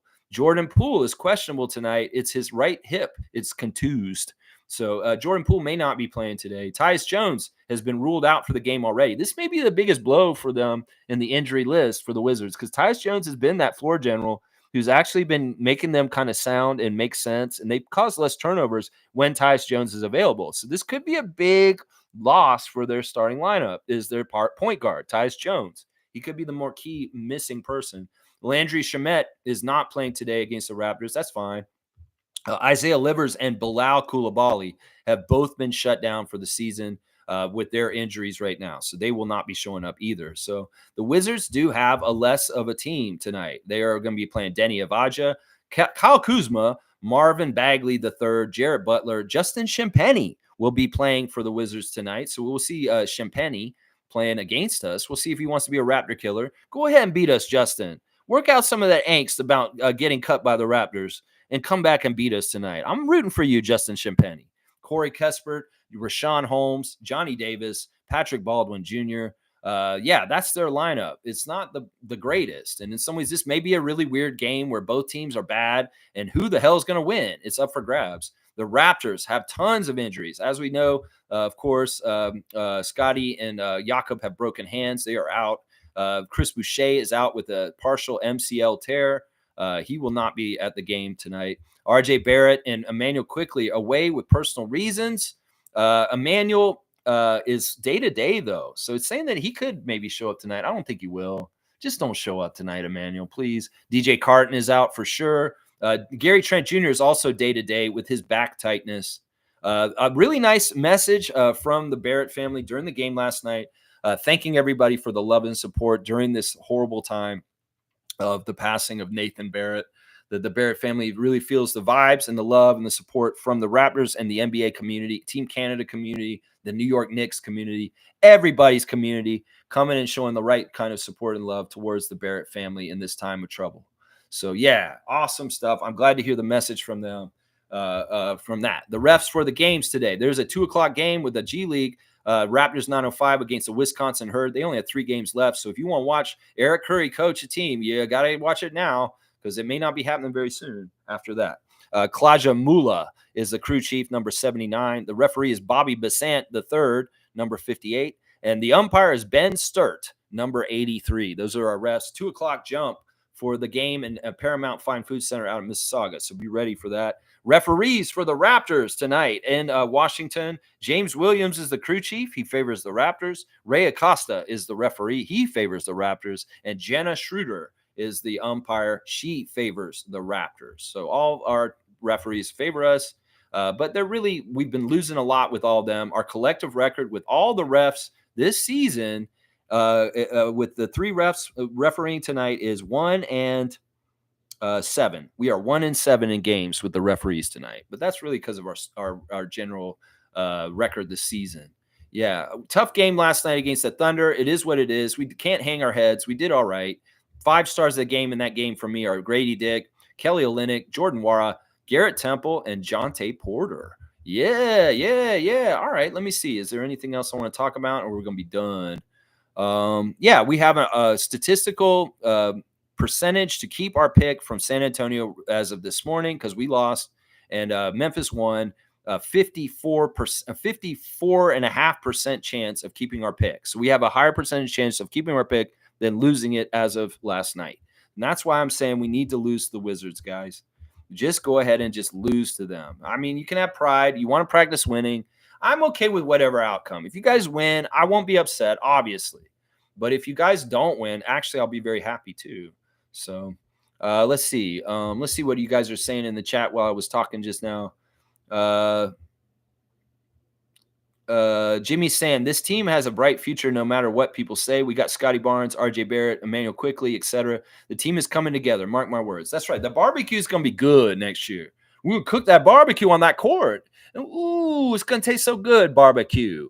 We're all about a barbecue. Are you a barbecue expert? Do you like to cook barbecue? Well, the Raptors do. Darko Rajakovic loves to make that Serbian barbecue. Get that barbecue out there. That barbecue dick. Yeah. So I'm saying I'm still on the team, just never dealt with losing well, so I'm in the shadows these days. It's all good. Tommy's a very fierce competitor. In fact, he's not been happy. He's come to Toronto and seen us lose when he comes here. He wants to see a win, and I know that's true. It's tough. It's tough. I think about this season and the losing. I only got to go to one game this year where we won, Tommy, and it was that Houston Rockets game when Fred came back, and that's it. That's it. It's been a tough year, man. It's been a tough year. We've been losing a lot. There is an off chance I might be going to one more game this season. I may be going to the game on Easter against Nick Nurse and the Sixers on the 31st. We play the Sixers one more time this season. Adriana's got tickets to go with her friend Wendy, but apparently she's not totally sure if Wendy's she might chicken out and not want to go to the game with her. So at the last minute, I might have to go to the Nick Nurse game, Philadelphia game with Adriana and go to that game. I don't know if I will. I kind of don't want to go to another game for the rest of the season. I hope Wendy just goes to the game with Adriana. But if Wendy's not going to go, I guess I'll go with Adriana then. I'm the backup plan.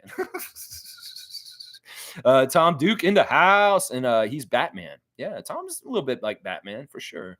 Fiercely saying, we got you, Tom. We'll come back stronger next season. That's right. And Tom's got the burning desire for the Raptors to win more Larry O'Briens. I know that's what Tom's doing. Toronto Raptors NBA champions 2025. Toronto Raptors NBA champions 2025. Toronto Raptors NBA champions 2025. That's right. Say it 3 times like Beetlejuice. Coming out in movies near you soon. Beetlejuice 2. Cowboys saying winning is coming. These is all part of the plan. That's right. That's right. I love the foundation, the coach's foundation that Darko has set for this year. It really is like building a house. We built the foundation, the concrete. We put in the pipes and we did all the shit that you have to do to get the house first set on the pallet to build up on top of. Well, this next year we'll build the first floor. And we'll have to see how many rooms we build and how much craftsmanship and how much work we put in. And then the year after that, we'll put the second floor on. And we'll keep building until that building will be a championship material building. And we'll be there. And Darko's saying 3, 4, 5 years from now, let's see where we're at. Because we're building towards that vision. The vision he has for the Raptors and specifically players like Scotty Barnes and Gradey Dick. I'm going to be very excited to see the developmental genius that Darko Rajakovic is unlock further Scotty and Gradey. Yeah, I'm all about seeing that shit. That's going to be fun. Cowboys saying alley-oop to G for bringing out the Dukes. Yeah, I don't know how he summoned him like that. G was saying something about, where's Tom? Tom is here. Tom is here. And G somehow, some way knew that he was actually here. Let's see where G is with the dunk right now. He's 22. He's on a Malachi Flynn 22 right now.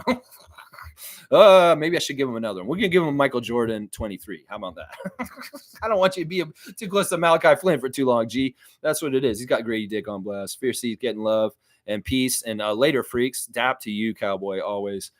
Tom saying, haha, it's true, G. It's really awesome. Can't wait to have a need to change the emoticons. Let's grow. Man, Tommy, man, thank you. Thank you for everything you've done for me over the last few years. I love you so much, and I appreciate you so much. You are the best, man. Look at those little sprouts Cowboys got coming up. Yeah, I've seen the sprouts out in the yard, although that snow covered it up. Tom saying, when do I move? I'm going to start moving in the middle of April. I'll be moving probably right around when the season ends. So I'll be in this room for the rest of the season, but once the season's over, the streams are going to change. I'm not even totally sure if I'm going to do full live streams for a whole month. I'm going to be so busy, I might not be able to do like the normal 2 hours. I might just do like a daily news and notes check-in since the Raptors won't be playing and there's not the normal stuff. I don't even know if I'll do my regular off-season schedule even. It may very well be just generic Raptors freak news, notes, and reaction to whatever's happening in the playoffs and the NBA world or transactions and things that happen that are Raptors related or Team Canada related or WNBA and Toronto related. So we'll have to see. I'm not totally sure how I'm going to handle things once the season ends because in some ways I'm going to be so busy, Tom. I might not be able to do my stream normally just at least for like a month until I get more organized. Plus, there's going to be that trip to Estonia in the middle of that month too. So there's going to be so much going on. It's going to be really interesting to see what happens with my content, honestly. But yeah, the initiation of the move will start in the middle of April. So just in less than a month from now. So Nameless is saying there's no way the compilation of talent on the Raptors will not be competitive in the next couple of seasons. I agree wholeheartedly, my paisano, that we have too many good blue chippers. Scotty himself could be one of the best players in this league. He could be a top 5 player in this league, and that will carry us just on his own. Like the way that Giannis and LeBron carry their teams, well, Scotty can do that for us in the years to come. Watch. Name is saying, imagine the Raptors win the first overall pick. This may be the year the league allows it. Well, it's not even up to them. I hope that they don't rig the ping pong balls in the lottery. I mean, if we do get the first pick, that'd be amazing. But in some ways, I'm not going to try and expect that. I just want to have a top 6 pick. We get a top 6 pick. Bobby and Messiah aren't going to shoot the miss. They're going to make the best pick like they did Scotty Barnes when they had the 4th pick. That's right.